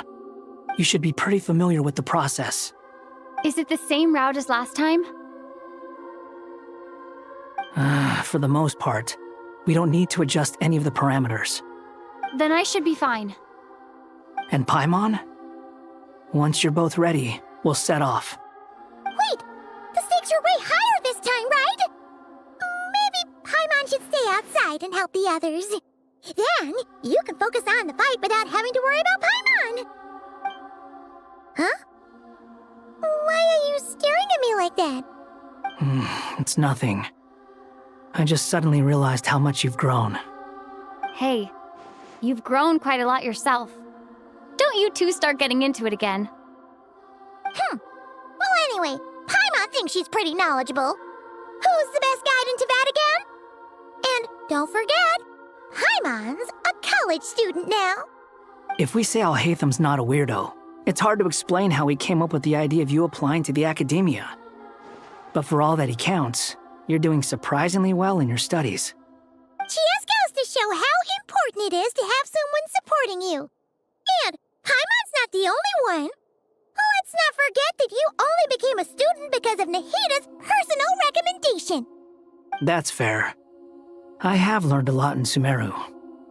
Oh yeah, did you ever come up with that ugly nickname you promised me?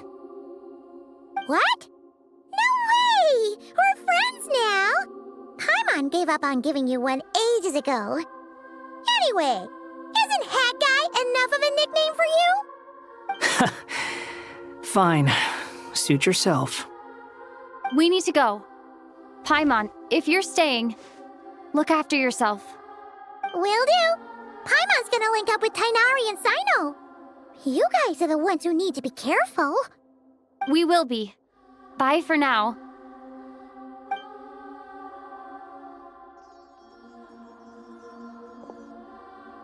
Initiating connection.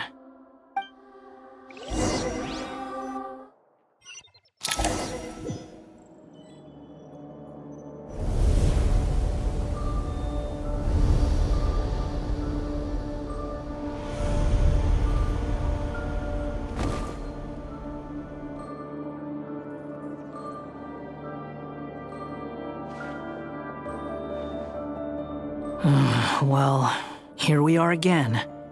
Come to think of it, I still don't even know where we're going. Thanks to our terminals, it should be impossible for Irminsul to read. I can... Don't tell me. Only you need to know. That way, whatever happens to me next, it won't affect your progress. Listen to me. Your safety is just as important as mine. Don't even think about sacrificing yourself for the greater good. We came here together, and we're leaving together. All right, if you insist. I won't argue with you.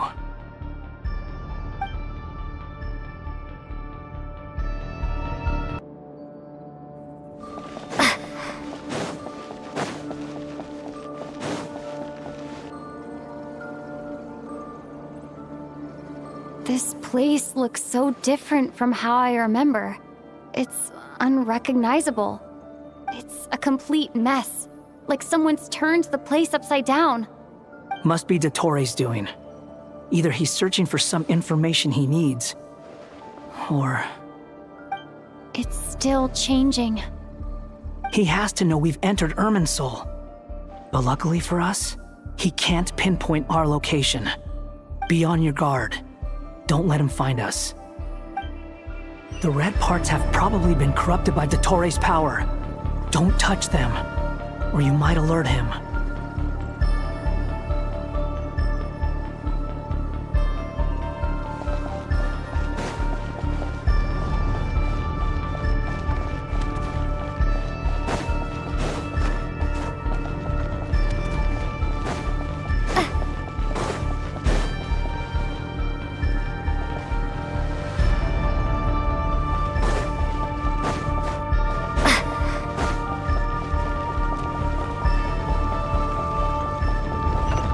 Looking for us.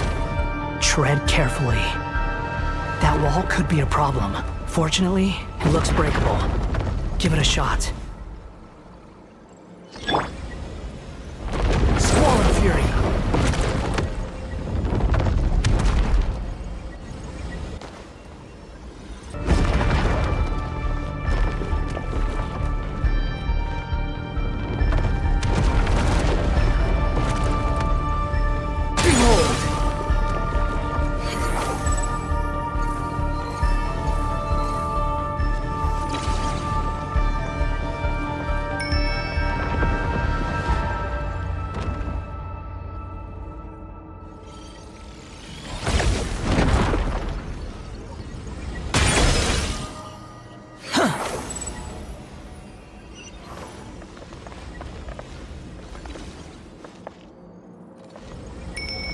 Rises.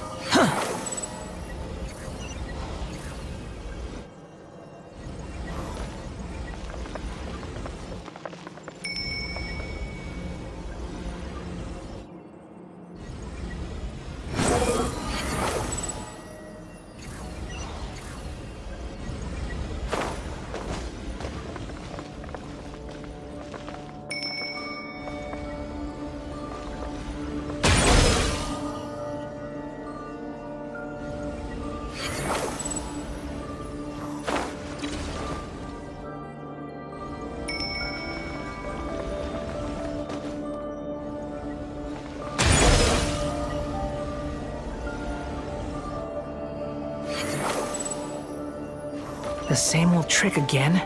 Are you kidding me? Let's handle it just like we did before. This cheap trick isn't gonna stop us. Oh no! It's... a trap! Is that why he was using the same trick over and over again? To get us to lower our guard?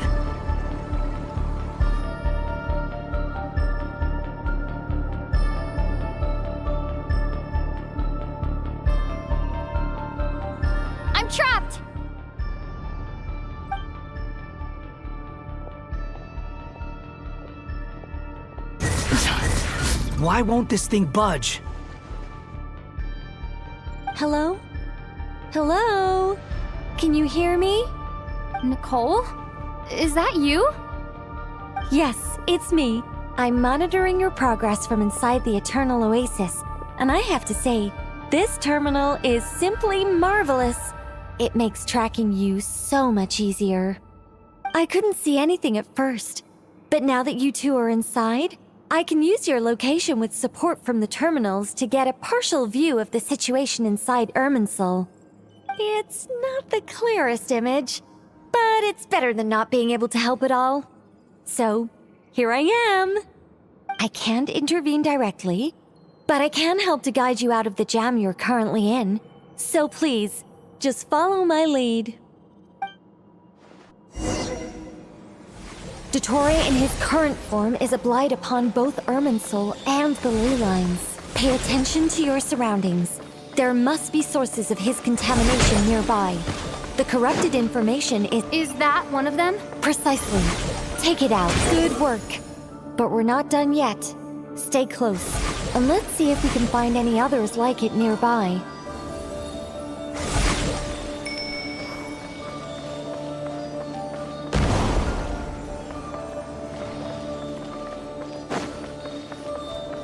Quit following me.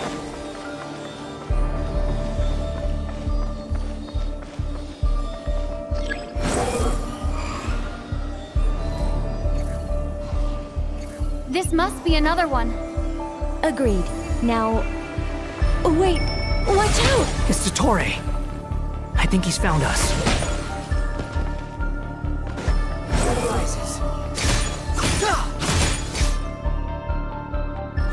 The seal is broken.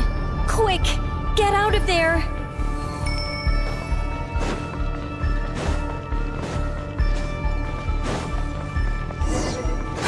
And where exactly do you think you can run to? Wait, what is that? Pursuers. That's gotta be it. Run! Don't let that thing touch you. Dodge that attack.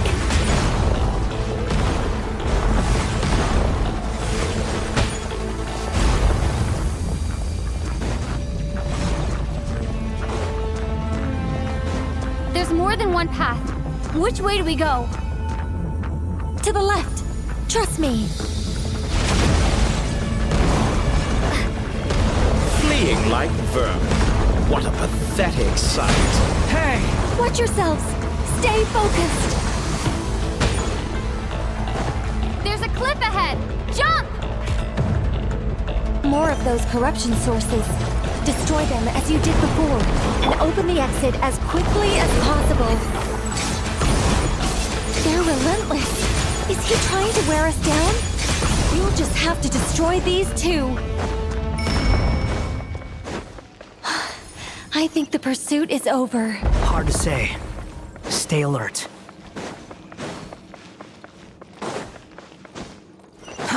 Too slow. Upon the gale. Whew. I think we've made it to relative safety. Whew. Goodness. That was tough. You doing okay? I'll be fine. Don't worry. Take a short rest, and then... Nicole? Nicole! The connection's been cut. But that means...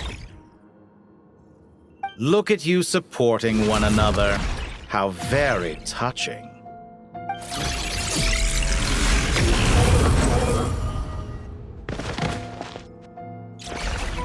Dottore!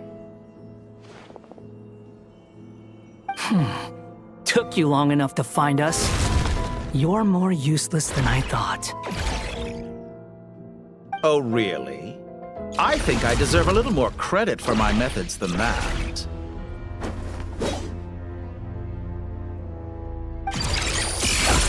Rather than hunting you down, I chose to let you roam free. I indulged your presumption that I was unable to track your movements, played along with your clever little plan. Fleeing is for animals, but I rather enjoy watching you flee. Some things lose the will to run altogether as soon as you put them in a cage. If that's true, then why did you come looking for us? Because I wanted to observe you up close, of course. Don't misunderstand me, I'm not here for a fight. Is it so unusual that I wish to greet my old acquaintances in person? After all, it's been a while. Scaramouche.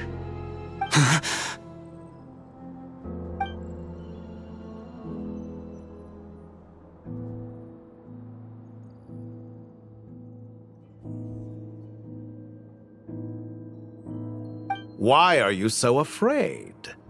I have done nothing unprecedented in discovering the truth. Nor did I go to any great lengths to uncover your story. You made a bold series of moves in deciding to erase yourself. And with the power of this great chronicling device called Irmin's Soul, you were able to achieve something quite remarkable. Once most people form an opinion about someone, it tends to imprison their mind. Yet you managed to erase every trace of your existence. A novel take on death indeed. However, this meant that you stood out to me all the more when I saw you in Nodcry. I didn't even have to go looking for you. Just the sight of you was enough for me to intuit the truth. For someone in my position, connecting the dots was a trivial affair. It would have been more surprising if I hadn't managed to piece it together. You seem very pleased with yourself for figuring it out. I'm sure you'd even be more delighted to learn the full extent of your crimes. That would hardly be necessary. Besides, isn't there something that concerns you more right now?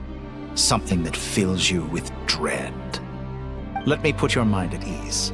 I have no intention whatsoever of restoring any of the records you deleted. For one thing, it would be exceptionally difficult. But more to the point, I doubt that the prospect of losing your current life is all that frightening to you. Because in your case, the cruelest twist of fate is that you'll never again have the chance to make up for any of your mistakes. Isn't it? Dottore?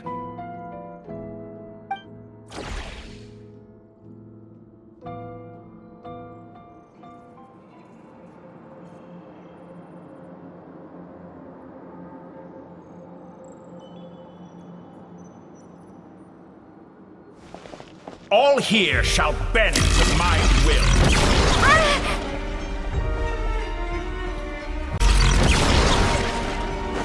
Let's get a little closer. Time to ignite!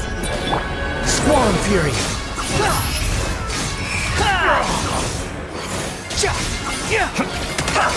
That's far enough! Quit following me!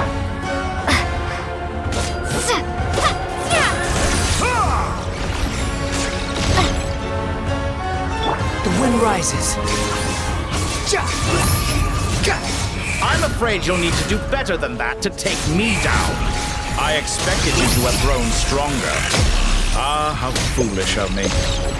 I forgot that you lack any means to increase your power. You will pay for everything you've done. Oh, will I now?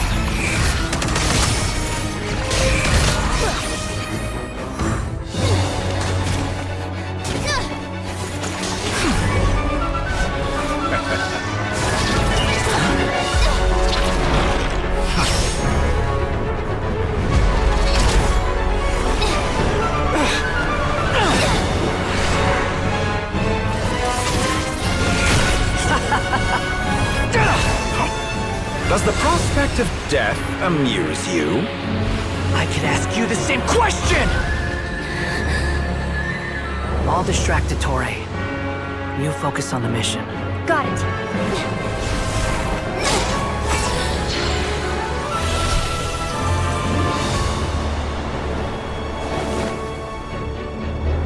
For the hopes and dreams of the masses.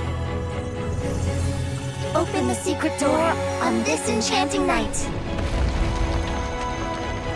May wisdom's light eradicate ignorance and darkness, and hereby fulfill our ancient vow.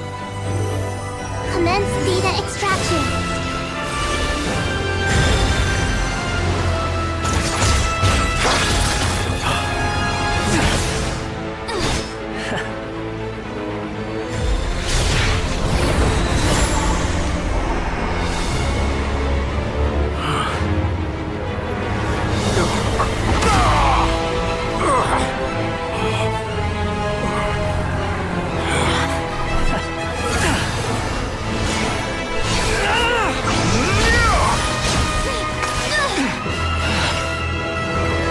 You cling to outdated ideals and stand in the way of progress.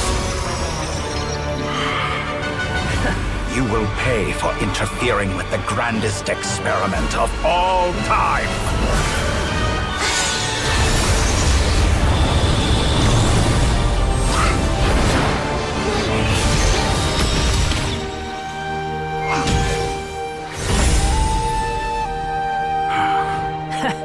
Good timing. Dotori, as clever as you are, you fail to understand wisdom. Wisdom takes many forms, but the path you have chosen eschews them all. Huh.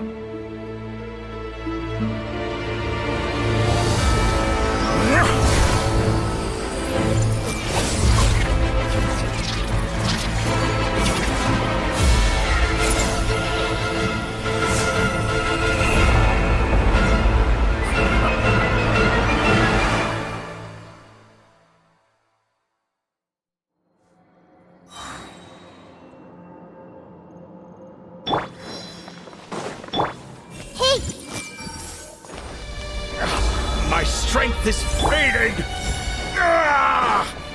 Since you are within Irminsul, it stands to reason that any power you wield comes from it. You're extracting the information from Irminsul just to strip me of my power. I will find his weakness.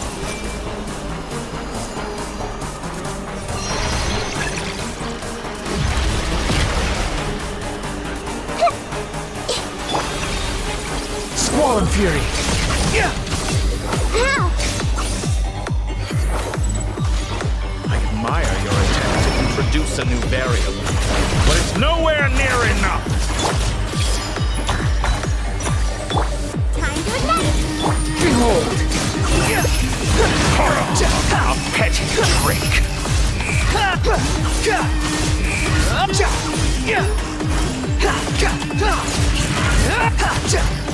Committed to memory! Scorch and burn!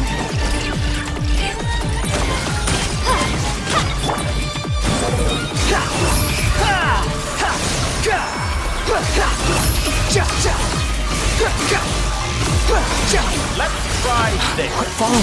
Muso no Hitotachi!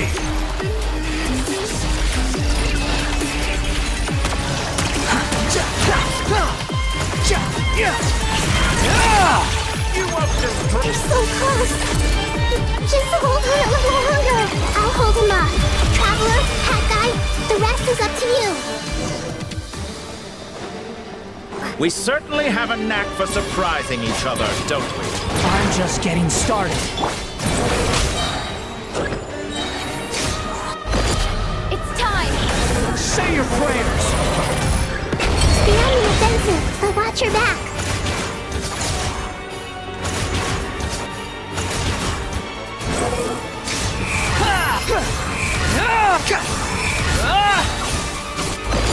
It's time! Say your prayers!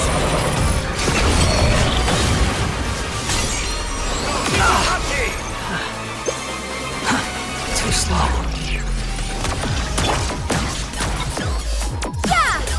Squall and Fury!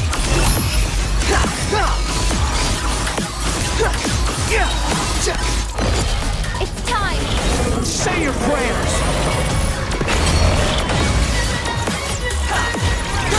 You're dead! How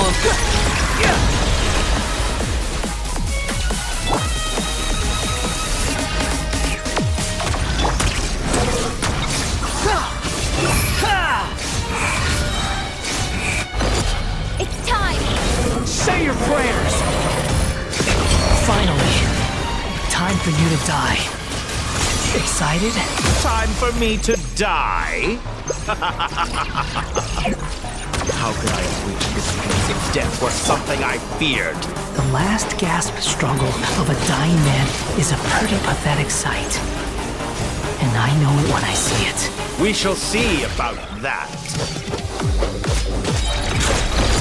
It's time! Say your prayers!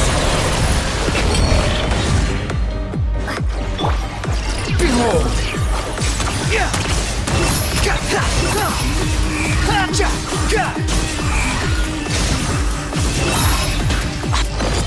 It's time! Say your prayers!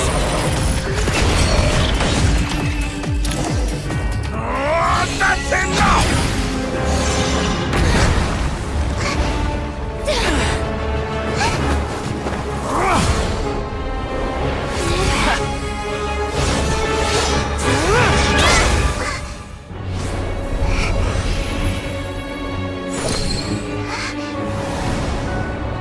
It's all yours.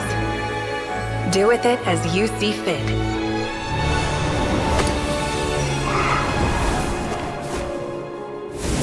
Just as you say, this world is home to some archaic things. And as you suppose, you are a formidable opponent. You have long coveted the secrets of wisdom.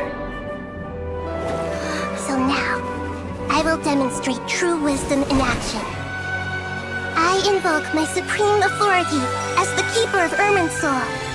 Commend me or condemn me. But give your verdict now!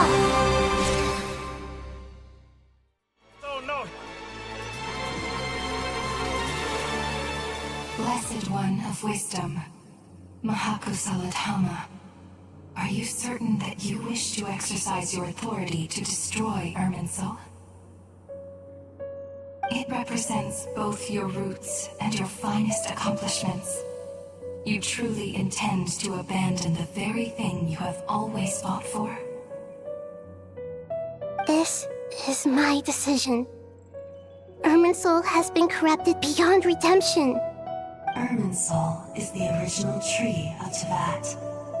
It is the means by which the heavenly principles maintains fate itself. The 7 Archons should honor and revere it, for their authority was bestowed upon them by the heavenly principles. It is precisely because I honor and revere it that I fight for the humanity it exists to protect. Wisdom is knowing how to weigh the options and make the right decision. If you truly care about the fortunes of this world, then it is me you should seek to preserve. Planting a seed begins the chain of cause and effect. Since you have become a great tree yourself, why should the loss of another tree be anything to fear? Till we meet again, Lord of Dendro.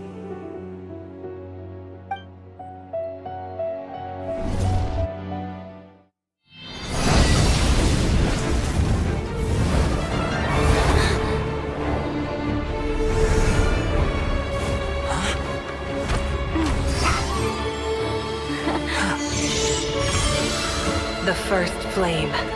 The pure, cleansing fire.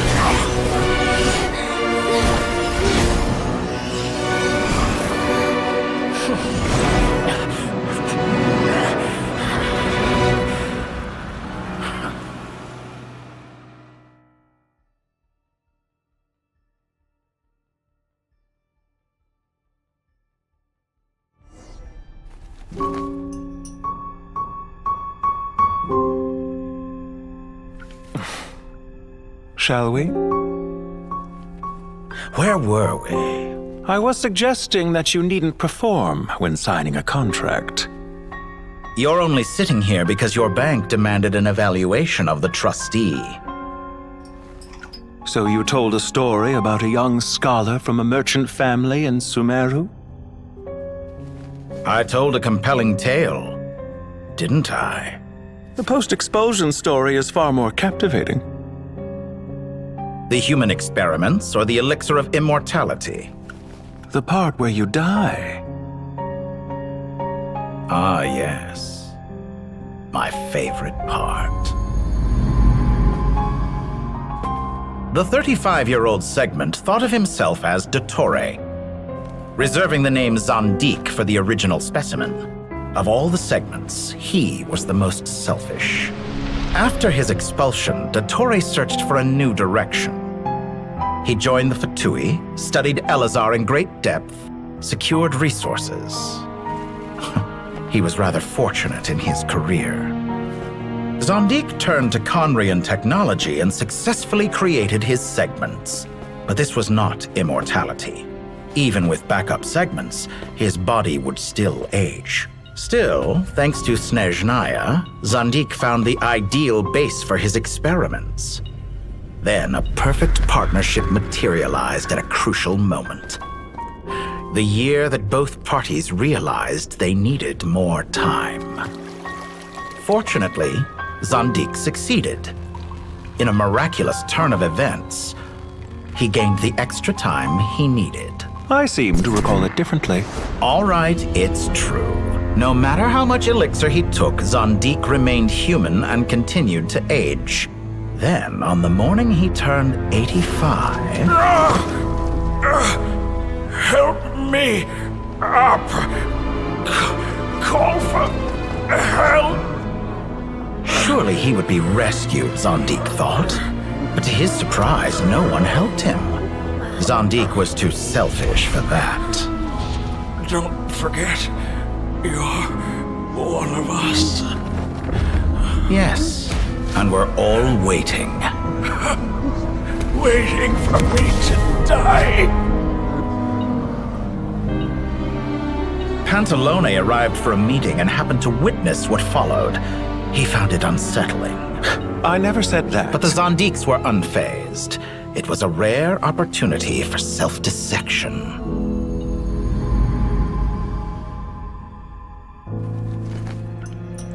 What does all that have to do with you depositing your data at Northland Bank? It has made me cherish my time in this world all the more. Fair enough. So you do have a sense of self-preservation.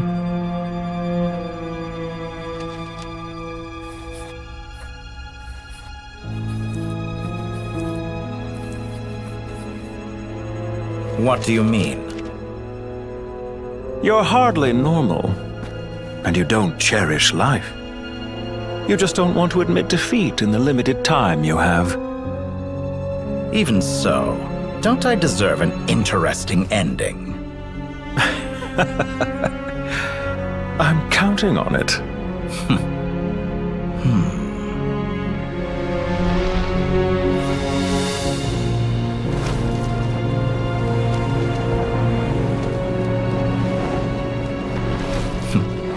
If nothing else, I expect my funeral will be a grand affair indeed.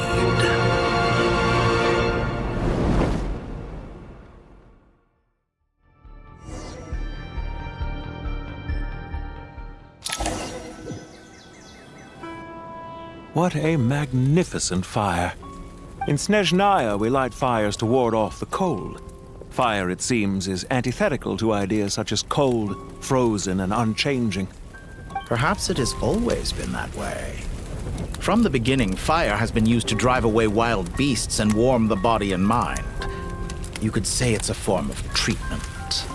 One that cures the human heart of mortal fear. Mortal fear? Something you haven't been acquainted with in a long time, by the sounds of it.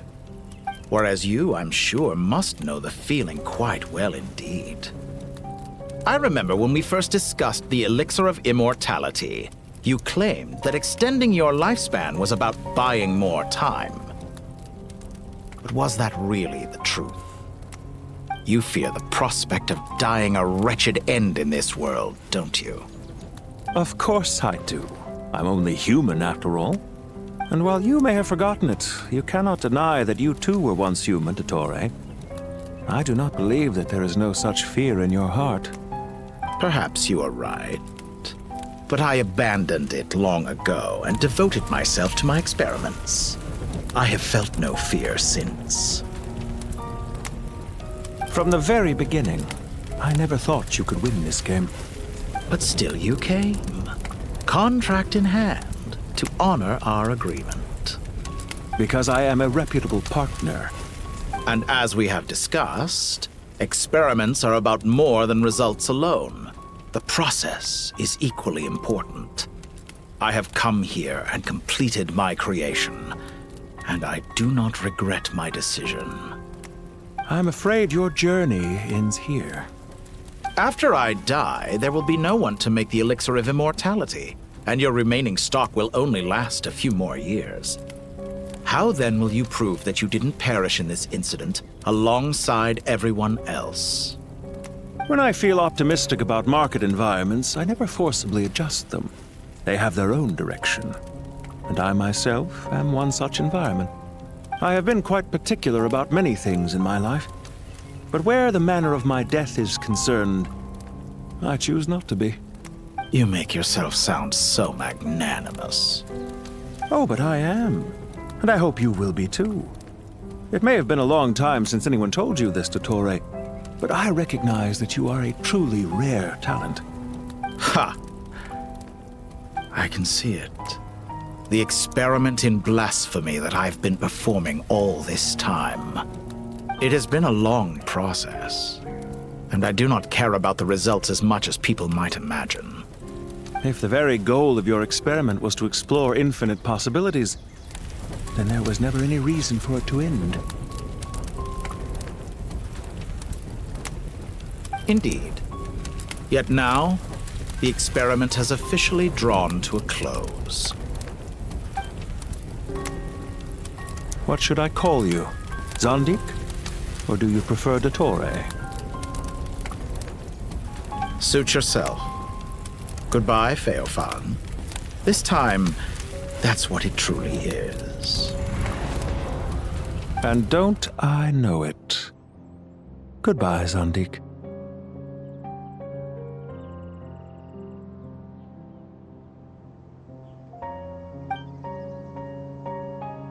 I could have carried out many more experiments, but to me, Lord of Dendro, this outcome is certainly not the worst. I believe you. But unfortunately, this is where it all ends for you. This experiment does not belong to you, nor do any of the results. Experiment? It sounds like you're trying to outdo me in my own field. Wisdom is conveying information in terms that people can clearly understand.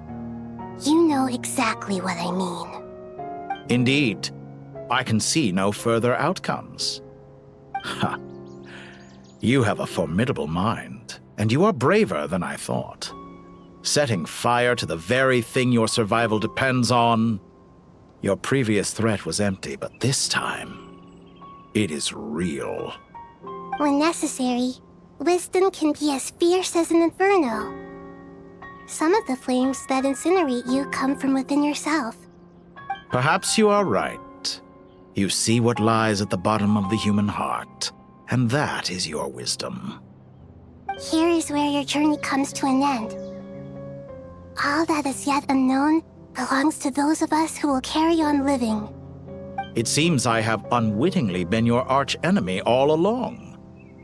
But now, it's all over. I do not deny your intelligence. But what you refer to as experiments, I would never describe in those terms. They are events that take place in the real world, and they are so much more than mere data. Goodbye. We will never meet again.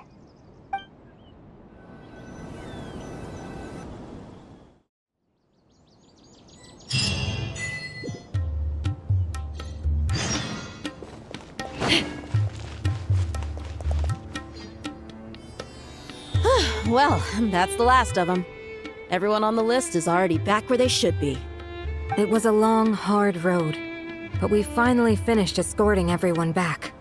I just pray that we'll never need to leave again. I hope we can stay here forever in this peaceful paradise of our own choosing. Paradise.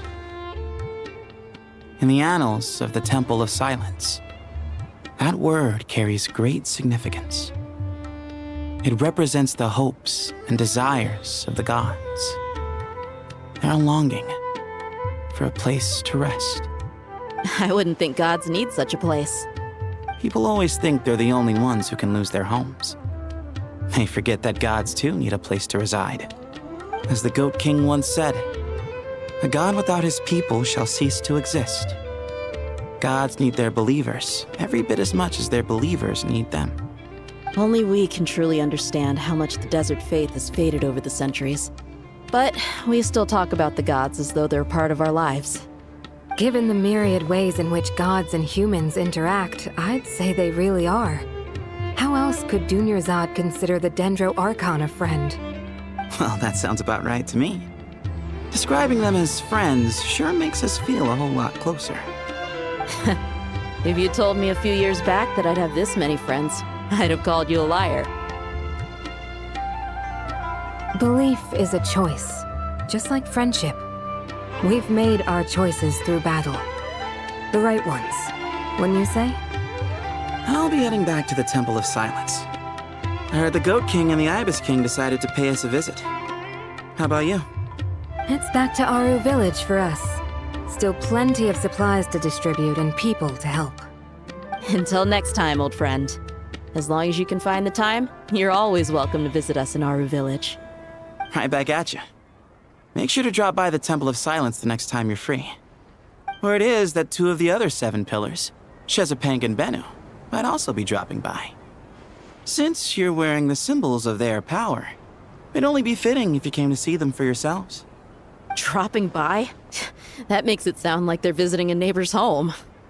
Well, the temple was founded by Hermanubis, so I guess to them, that's exactly what it is. Guess that's true. All right. We'll make sure to find time to stop by. Stay safe on your journey home. I will.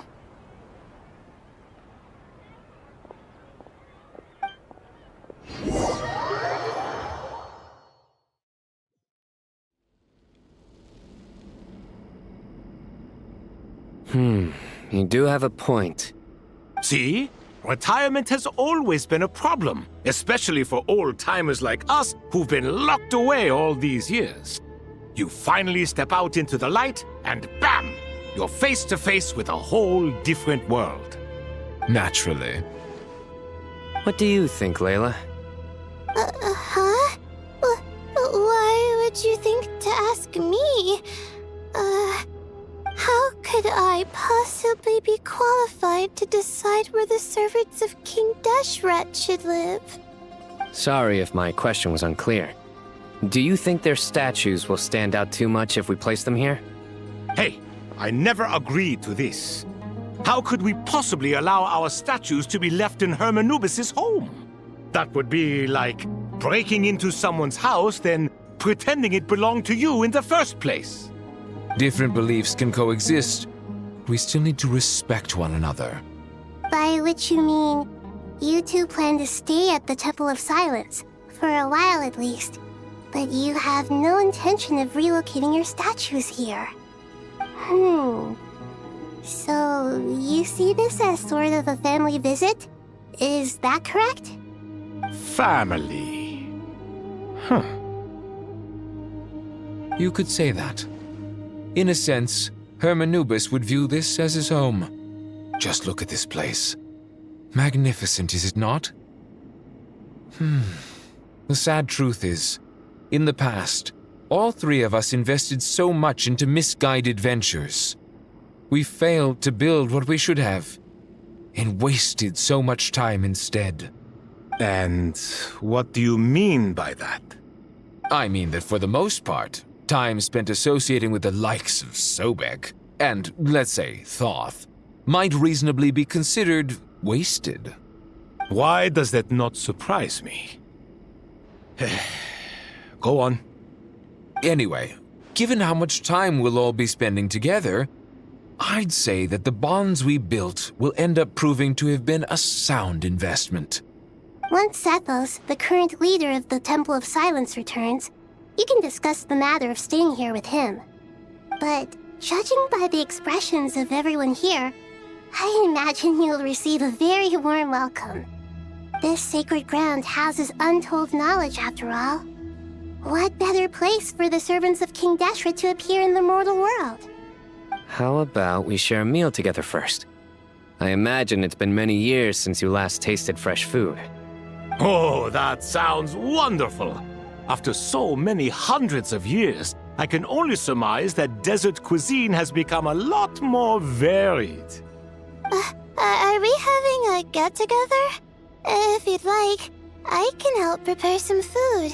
After all, Lord Thoth, you helped me so much in the desert, and I still haven't properly thanked you. Oh, my, that would be wonderful. I'm touched that you still remember. How the times have changed! To the people of today, it seems the Ibis King has become a kind and passionate god. And you, Mr. Herreshoff? What kind of god do you wish to be? To be honest, I haven't given it much thought. How about you, Dendro Archon? Do you have any hopes for your future? Me? I'm very happy with my current life. Forgive my bluntness, but you do not seem to derive your authority from majesty and might, like Lord Al-Ahmar. Clearly your approach has its advantages, but also its dangers, don't you think?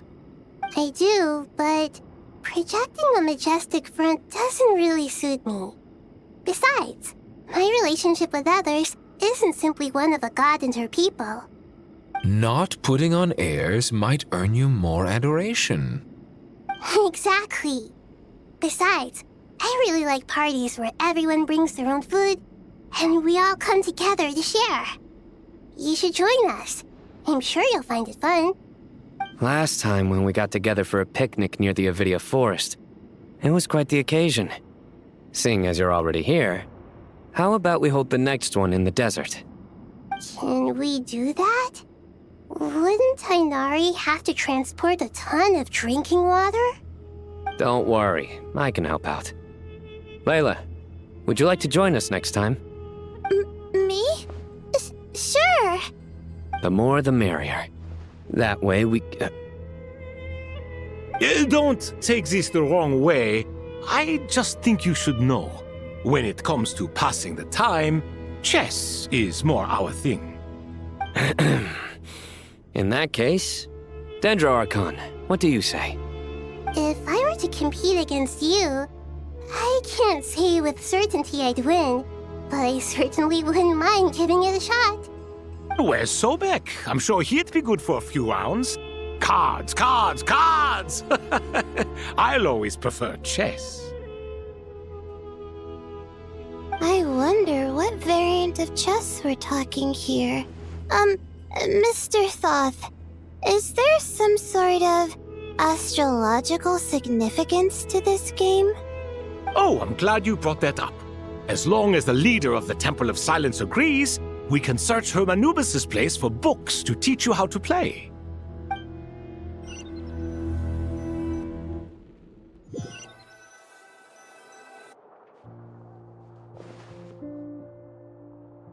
Such devastation visited on Sumeru City. So many houses destroyed or damaged in the fighting. Who could have foreseen this? Look at all of this. It's going to take me forever to tidy up. I suppose living below the academia doesn't always work out to your advantage. I would have thought a little appreciation of my sincerity and effort in helping to clean up this mess might be in order. Helping? Effort?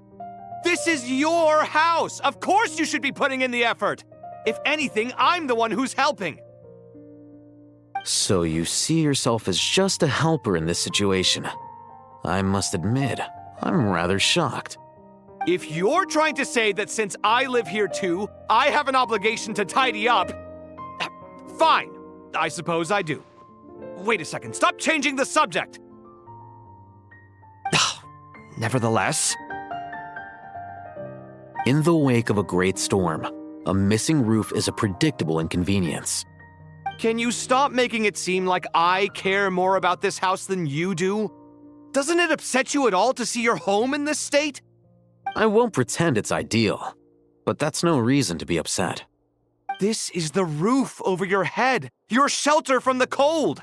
The furniture is scattered, the paintings have fallen off the walls, the windows are shattered.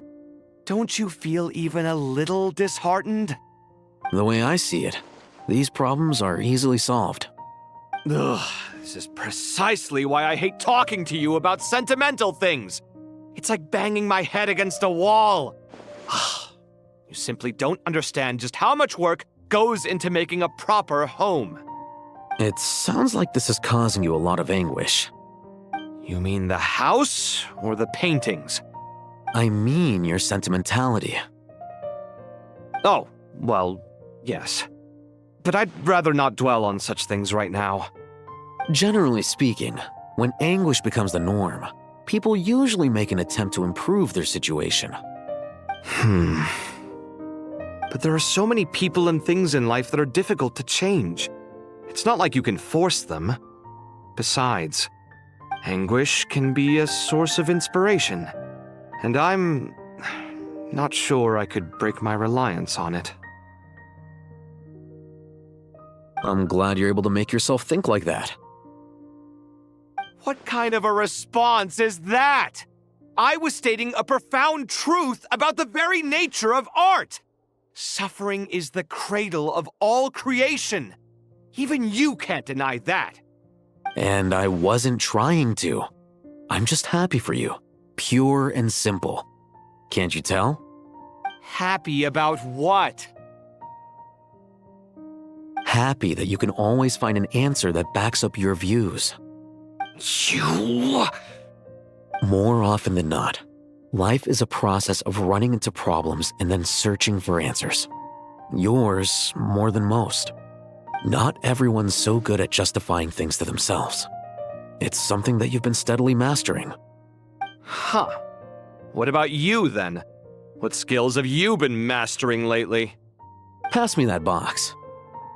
Huh? Okay. You may consider this my progress on the path to mastery. What? Wait a second. Isn't that box mine? Hey, it is! It must have fallen off that shelf! I'll hate them! Those are my paints and inks! Would you like me to put it in your bedroom for you? Huh? I mean, sure, if you don't mind. What kind of progress is this? Does he think he can bribe me? Not that giving me back my own things is much of a bribe.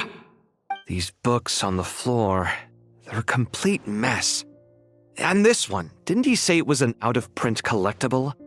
It's completely covered in dust, and some of its pages have even fallen out. Ugh, guess I should help him repair it. This one too. And this one.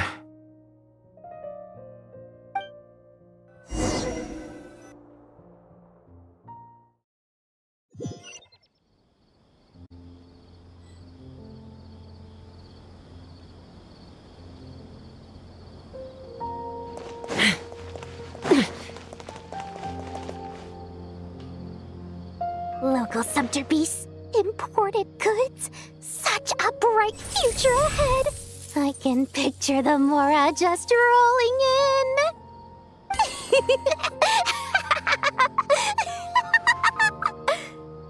You do realize you sound like a choking cow? It's called being imposing. Can't you feel it? Are you not intimidated?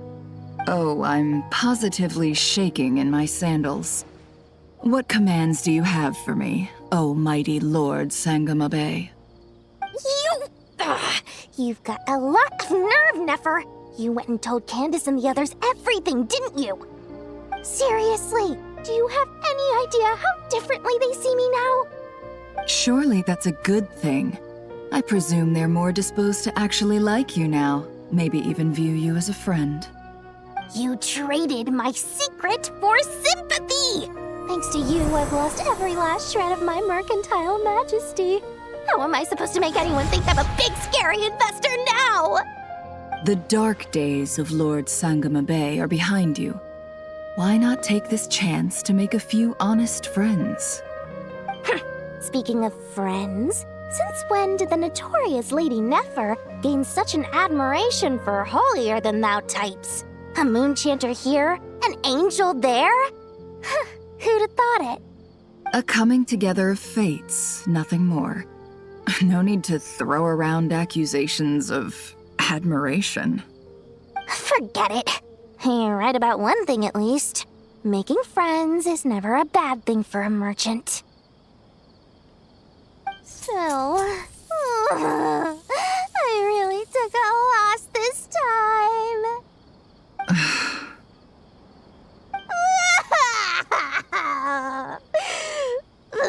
What are you looking at? I'm trying to see if you're really crying or if those are just crocodile tears. A little birdie told me that when Lord Sangama Bay makes money, the tears flow from the center of her eyes, but when she loses it, they flow from the corners. Which is it this time? Ugh, you are so annoying. I'm not talking to you anymore. Nefer! Thank goodness you're here. I've been looking everywhere for you. Huh? Well. If it isn't the House of Dana's very own librarian. What can I offer you today, Miss Katayun? Oh, no. I'm not here to buy. I'm here to bring Lady Nefer a book, and a fascinating one at that. We agreed to meet at the entrance to the mausoleum of King Deshret. One more thing. I bought this copy with my own money. It's not borrowed. Reasoning knows not time of day, but suspense always follows a blizzard. That's quite the mouthful. Huh? Isn't that the one that... It was all the rage for a while. People throughout the city were clamoring to get their hands on a copy. The names inside were all circled. Everyone thought it was a riddle. Don't bring up that book in my presence. I don't even want to hear its name. That thing was nothing but a scam. Surprisingly enough, I've actually heard of this book, though it doesn't seem of much consequence. So, what truth lies behind it? You're from the Vahumana and you're asking me what the truth is? I'd say the actual truth was about the least important part of the whole episode. I brought you this book because it probably has the most interesting backstory of any in the House of Dana's collection, at least in recent years. As for its quality, well, you can judge that for yourself. Don't tell me it's actually any good. You may not know this, Lord Sangama Bay, but Lady Nefer has a fondness for books with... how should I put this? Mixed reviews? No eye for good literature, huh? Perhaps she feels that bad books hide interesting secrets? But I shouldn't put words in her mouth. It's probably fair to say she prefers the conversations that books can spark over the substance of the books themselves. Suits my style as an intel broker, wouldn't you say? Very interesting, thank you. I'll return it to you once I'm done reading. And as it happens, I have something for you, too. Incense? I imagine you've already used up the incense I gave you last time. Here's some more. This batch is from Nodcry, so the scent won't be quite the same.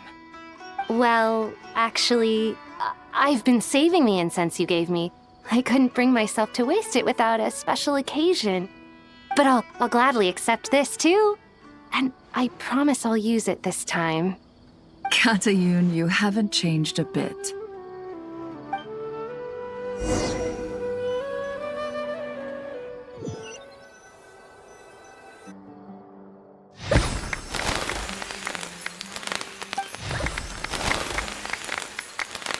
Congratulations, Kale.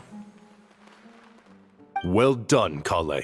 After studying for so long, you've finally become a full-fledged ranger. Sure hasn't been easy for you, huh? This really is fantastic news. All grown up. No longer a trainee, but an official forest ranger. Oh, the next step is to secure tenure in the academia. Thanks, everyone. It's true. I'm an official forest ranger now. Master Tainari, thank you for your guidance and support. I wish Mr. Sino were here so I could thank him too. Sino had a matter to attend to at the Temple of Silence. I don't imagine he'll be back for some time. But don't worry, we can celebrate together once he's finished. I'm afraid the party will have to wait. Kale still has some matters to attend to first. Kale? Is everything all right? No, it's not what you think. There's nothing wrong with my health. I just have a few things I need to deal with. I've made plans with the Traveler and Paimon to visit Mondstadt. Master Tainari and Mr. Sino will be accompanying us too. Well, that's a relief. Let's get together when everyone's back. I'm sure you'll be doing even better by then. Of course. I have a feeling you're right.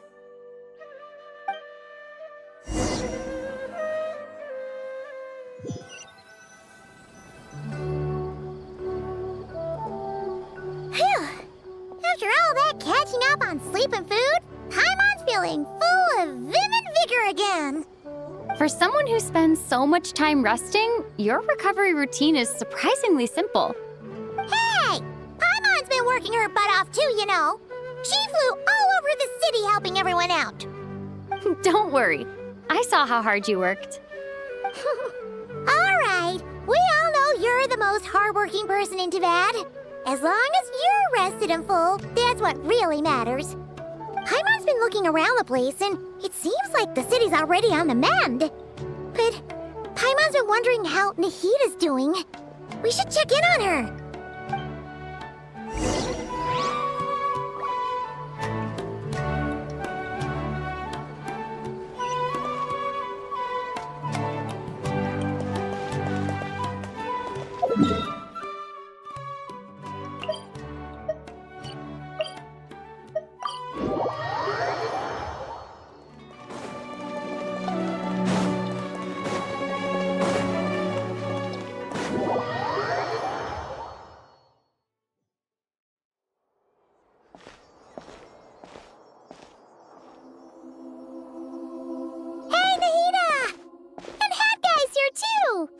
Traveler, Paimon!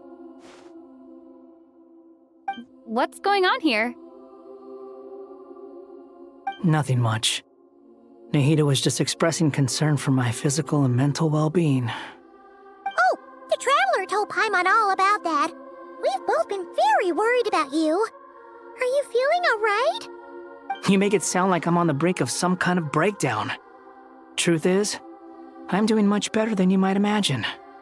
If we can just get to the bottom of Dottoro's intentions, we can minimize his negative influence.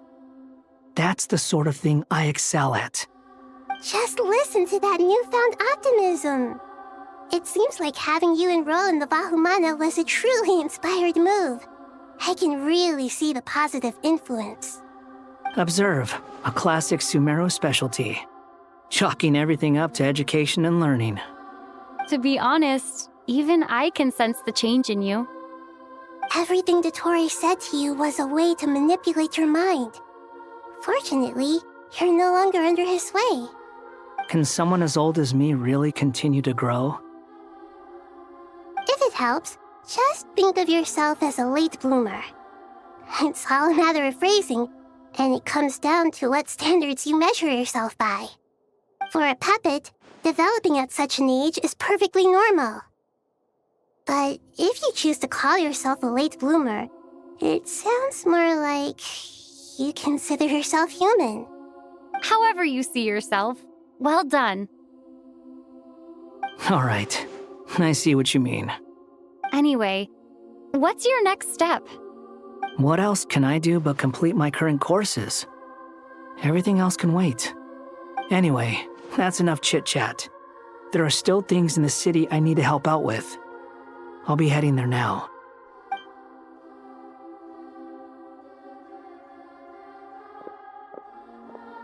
I'm so happy that Hat Guy is doing better than we thought. But what about you, Nahida? How are you holding up? The pyronosis burned down the corrupted Irminsul. The flames blazed for 7 days and 7 nights before they finally subsided. All that was left were the parts underground. Now, Aru shoulders the responsibilities that once belonged to Irminsul. The situation was contained before it got out of hand, so Tevat's most vital information has largely been preserved. Irminsul has a strong influence over you, doesn't it? How will you cope now that it's gone? There is no need to worry. Thanks to Nicole's extraordinary talents, my connection to Irminsul has been severed and transposed onto Aru. Angels can do things like that? They can. Such abilities are precisely what makes them so powerful. The goddess of flowers, Nabu Malikata, once claimed that she too could perform feats beyond the reach of mere mortals. In my eyes, much of what she went on to achieve reached such transcendent levels. Her and Nicole really are both fascinating and magnificent. So, does that mean your situation is stable now? Correct. Just imagine that Aru has become the new Irminsul, and the essence of my existence has been bound to it. The wisdom of Sumeru has ultimately converged into a single, unified entity. Should we ascribe this all to fate, or is it merely fortune? Whatever it is, the important thing is that you're okay, Nahida. Dendro Archon, Lesser Lord Kusanali. Oh, thank goodness you're here. Greetings, Traveler and Paimon. Sir Nevis, do you have something urgent to say? Yes, there's something I need to report. We've received a message from Snezhnaya.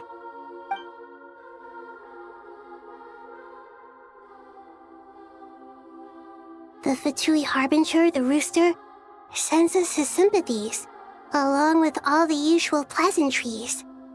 His stance is that, following the unrest and Nod Cry, Dottore was subjected to internal censure. This madness was the act of a rogue element, one who cannot be seen to represent the Zapoliarni Palace. No less than can be expected. Snezhnaya paid a heavy price working to stop him. They even lost one of their own harbingers. The letter goes on to say that even so, Snezhnaya cannot claim to be blameless. Apparently, they will deal with Dottore's subordinates in accordance with Snezhnayan law, holding all those involved in his crimes accountable.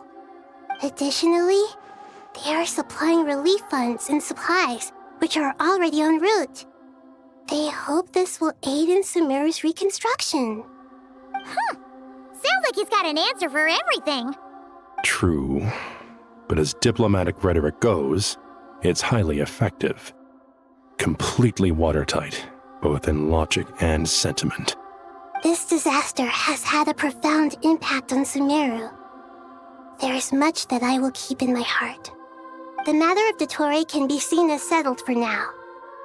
We are sure to cross paths again in the future, and in that light, Snezhnaya would do well to uphold their responsibilities and keep a tight rein over their actions. With Irminsul burned, the flow of fate now carries many more possibilities.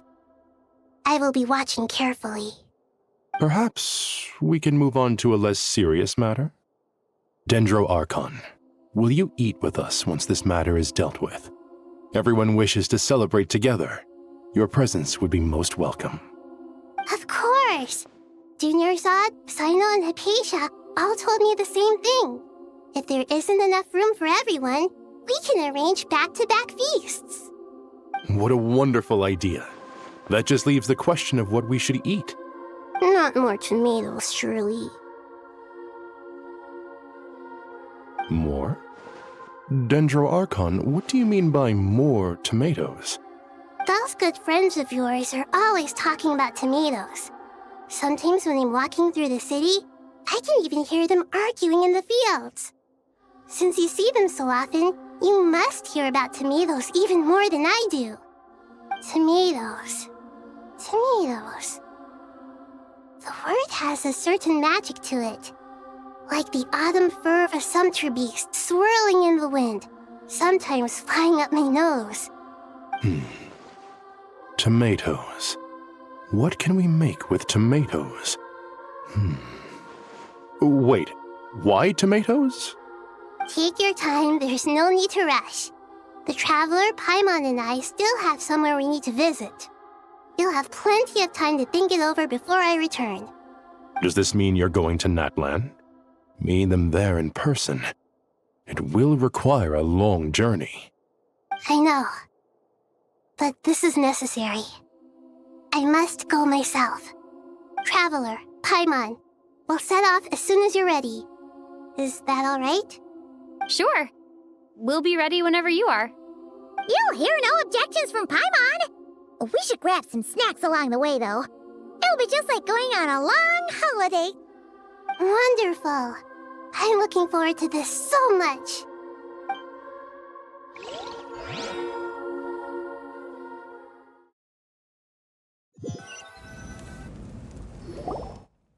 Natlan is such a lively place.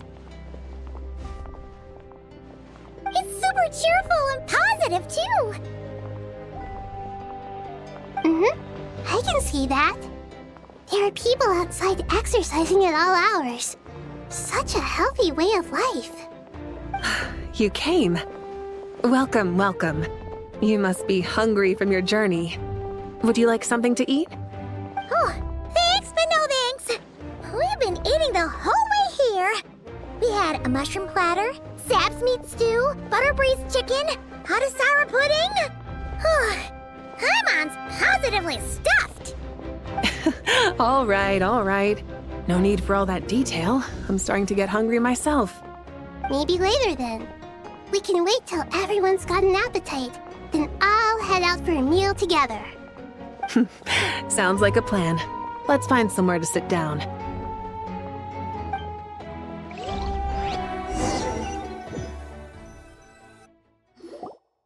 I should tell you, I already have some sense of why you've come. Why's that, Malika? To say thank you. Your senses are spot on. But on top of that, we also feel guilty. Because the pyronosis has vanished? I sensed its loss. Despite scouring through the remnants of Irminsul, we couldn't find any sign of the pyronosis. Not even any trace of it burning to ash. That's certainly unusual. Still, the potential fallout from Irminsul's loss is significant, to say the least. Perhaps the pyronosis's disappearance is simply a knock-on effect of the impact it's had on a certain strand of fate.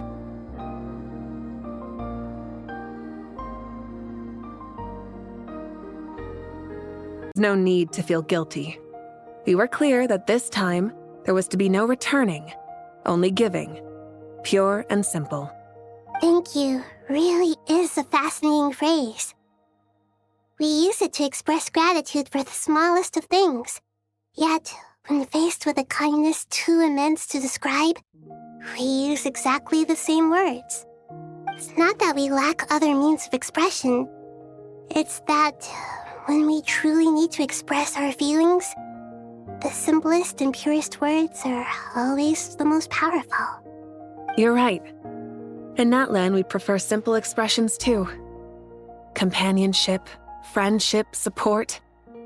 They might not sound fancy, but the sentiment behind them is sincere. That's wonderful to hear. Sincere feelings are often a vehicle for the deepest wisdom of all. Irminsul's destruction doesn't seem to have done you much harm. I'm glad to see you're doing well. There's still a lot of work to do, but before we begin, we felt it was important to come here and speak with you.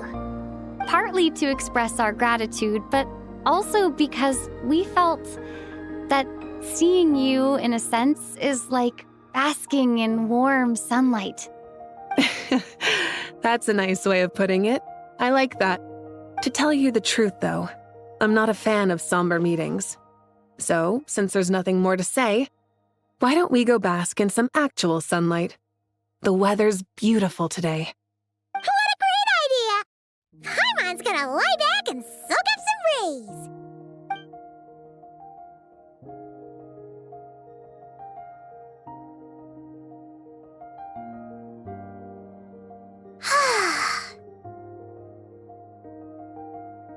In that case, I think I'll lie down for a bit too before we head to our next stop. And where might that be? Mondstadt.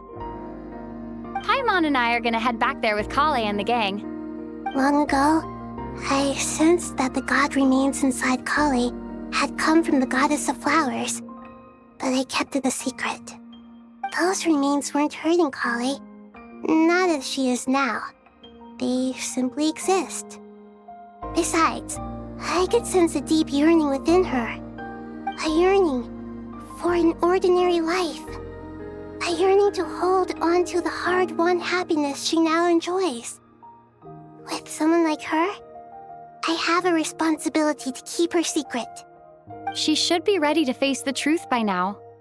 Whenever people meet, there is always the potential to create warmth and kindness. Every child grows up, but even as adults, they are still children in the eyes of certain people. Oh, just like how Paimon sometimes sees Nahida as a little kid. Is that so? Well, anyone who's friends with a kid is probably a kid themselves. Of course! And there's nothing wrong with that. When we get back, we'll actually be hanging out with another of our friends who happens to be a kid. Or more like looking after, in her case. Anyway, we'll always be there to watch out for our friends. Dear Sucrose, when you receive this letter, I'll probably be as busy as always. But busy with wonderful things. That's because I'm no longer a trainee. I'm now an official forest ranger. Impressive, right? Sino said that official rangers sound much tougher than trainees. Though he did say it was already pretty tough to start out with. You probably heard that something big happened in Sumeru recently. Don't worry, it's all been taken care of. We're heading to Mondstadt soon, so if you're free, maybe we could meet up? Plus, it's not just me, a few of us are going. Hey, do you still remember that time we all got together?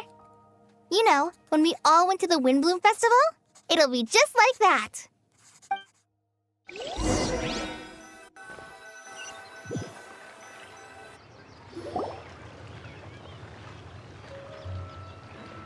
Dainari, is that...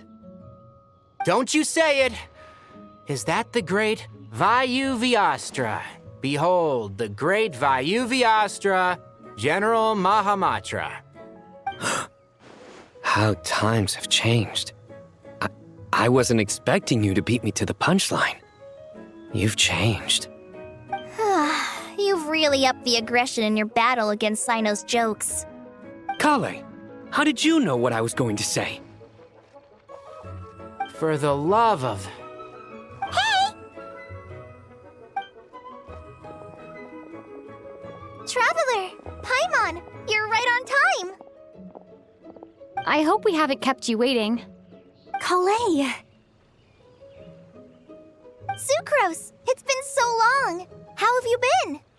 I've been well. Everything's going great. What about you? Are you still busy? Not at the moment. Oh, right! That juicer you gave us works amazing! Farzan loves it! Seriously? That's wonderful! I don't suppose you drew up a detailed test report. Oh, what fruits did you use? How's the texture of the final product? Sucrose, you might want to try asking your questions one at a time. Albedo! Paimon didn't see you there! It's been a while since all of us were together like this. How about we follow the same plan as last time? Good idea, my friend. You never disappoint. So, what are your identities this time? Don't remind him. First things first. Allow me to introduce our very own official Forest Ranger Kale. The rest of us are simply her humble travel companions. This sounds like one of those mushy stories that gets people hooked on some corny, heartwarming premise. Oh, is our story not heartwarming? If I recall correctly, there was even a scene like this in King of Invocations. Besides being heartwarming, story's also about tough, impressive-sounding job titles. At least that's what I think.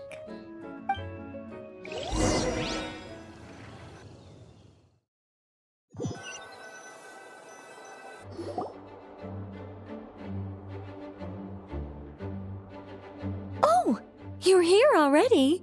I'm still giving Dodeko a little trim. I won't be a moment. A trim? Does Dodeko need haircuts too? Of course. It's important to know how to take loving care of the apples of your eye. All of these trivial matters get left to me. It's because I'm an angel, and angels are, in a way, the guardians of all Tavad. Oh, right! Well, that's definitely an impressive-sounding job title. What are you writing? I'm just brainstorming some cool-sounding lines. Oh, write them on these card backs. Of course. Clearly, my lines are pretty amazing, wouldn't you say? Miss Nicole. Kale? You seem a little nervous. I was just wondering, who was the person you mentioned who needed their wish fulfilled? Wish? What do you mean? Miss Nicole asked if we could meet up in Mondstadt once everything was over. She said a friend of hers had a wish that needed my help to come true. Well, you never mentioned that before. All we knew was that you'd arranged to meet in Mondstadt. But we thought it had something to do with the god remains. To be fair, everything I told you was true. Anyway, my friend is waiting. Come on, let's pay her a visit.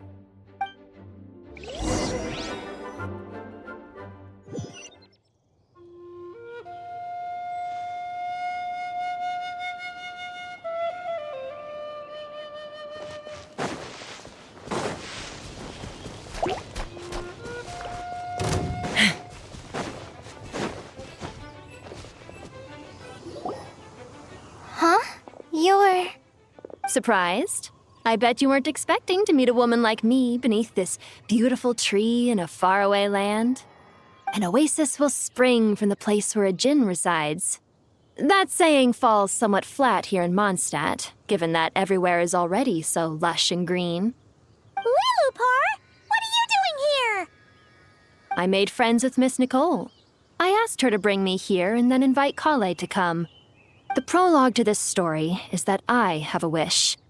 It has stirred within my heart for centuries, millennia even. Originally, it was merely Al-Ahmar's lie, but now it has become reality. Could this be... related to the goddess of flowers? My dear young lady, my mistress left her final trace in this world upon you. I can't tell you how glad I am to see you here. And now I have seen you, and peered into your heart. You have experienced hardships and suffered setbacks.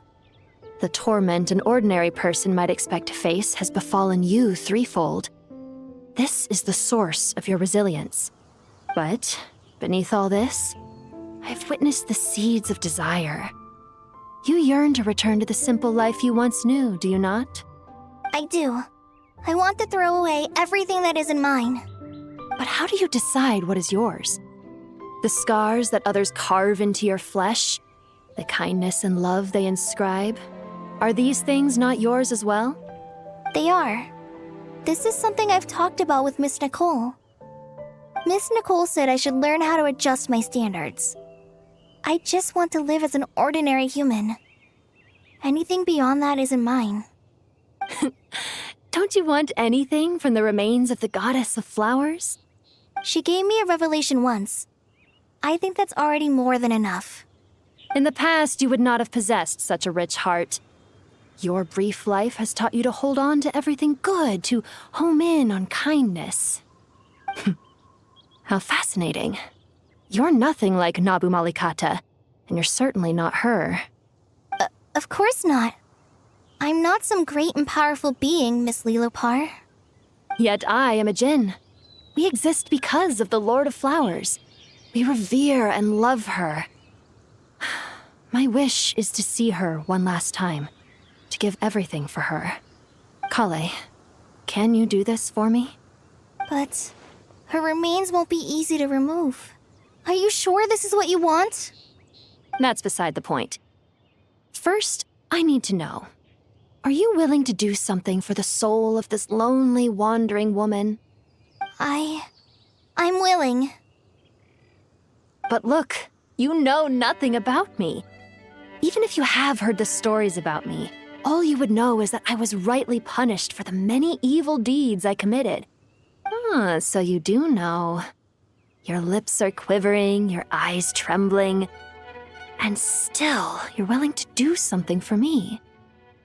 Life has been cruel to you, and yet you've learned to be kind. My dear young lady, to repay your kindness, I too must play my part. Are you sure about this, Lilupar? I yearn to see my mistress. For this moment, the world can burn to ashes, the universe be engulfed in flame. I care about nothing else. And you, Kale, I can give you a gift. You'll become just another ordinary human. But Miss Lilupar, what will happen to you? My wish will be fulfilled, and I can die happy. Why would you wish for that? A long, unending life might seem desirable for one who has never possessed it, yet it brings torment to one who has. My remains are scattered across the yellow sands, but my soul can find no peace. Since you've promised to grant my wish, give me that release. Allow the dying to die, and let the dead rest in peace. You have my thanks. Kale, there's no pressure on you. What she said, it's all true. A wish is a genuine desire, after all. It's as if you want to use the last of your life to give me a better future. Nothing's so selfless. We'll be using our futures to fulfill each other's wishes. This is a noble act, a beautiful and secret transaction between two women. I understand. Miss Lilupar, I'm ready. Close your eyes, Kale. Then open your soul. From there, I will embrace my mistress. The downpour of flowers is your touch. Like returning to the very beginning. Like surrendering to your grace, my mistress. People say that devotion is beautiful, yet filled with pain. How foolish of them. For me, devotion is beautiful, pure and painless. Devotion is my love. Thank you.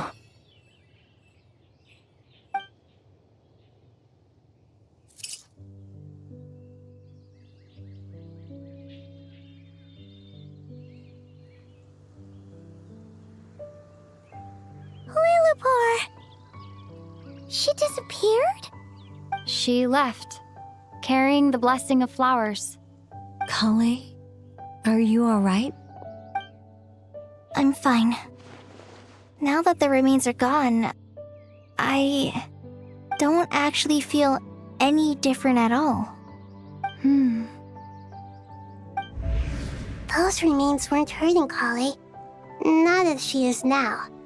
They simply exist. Besides, I could sense a deep yearning within her. Kale must have already received what she was yearning for. I'm doing fine. I feel relaxed. There's really no need to worry. Then my wish has come true, too. To become ordinary? That's just one of my wishes. Actually, I have a few more. For instance, I want to protect the people I meet and help them find happiness. That sort of thing. So between Miss Lilupar and me, you fulfilled 2 wishes already, and protected 2 people.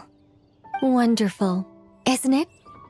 I feel so fantastically happy. I guess that settles things here. So what's next? What do you want to do when we get back to town? Clay, look who I've brought to see you.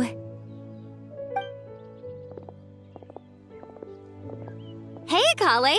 I heard you guys were holding some kind of secret event. How come you started without me? Huh? Oh no, It's nothing like that.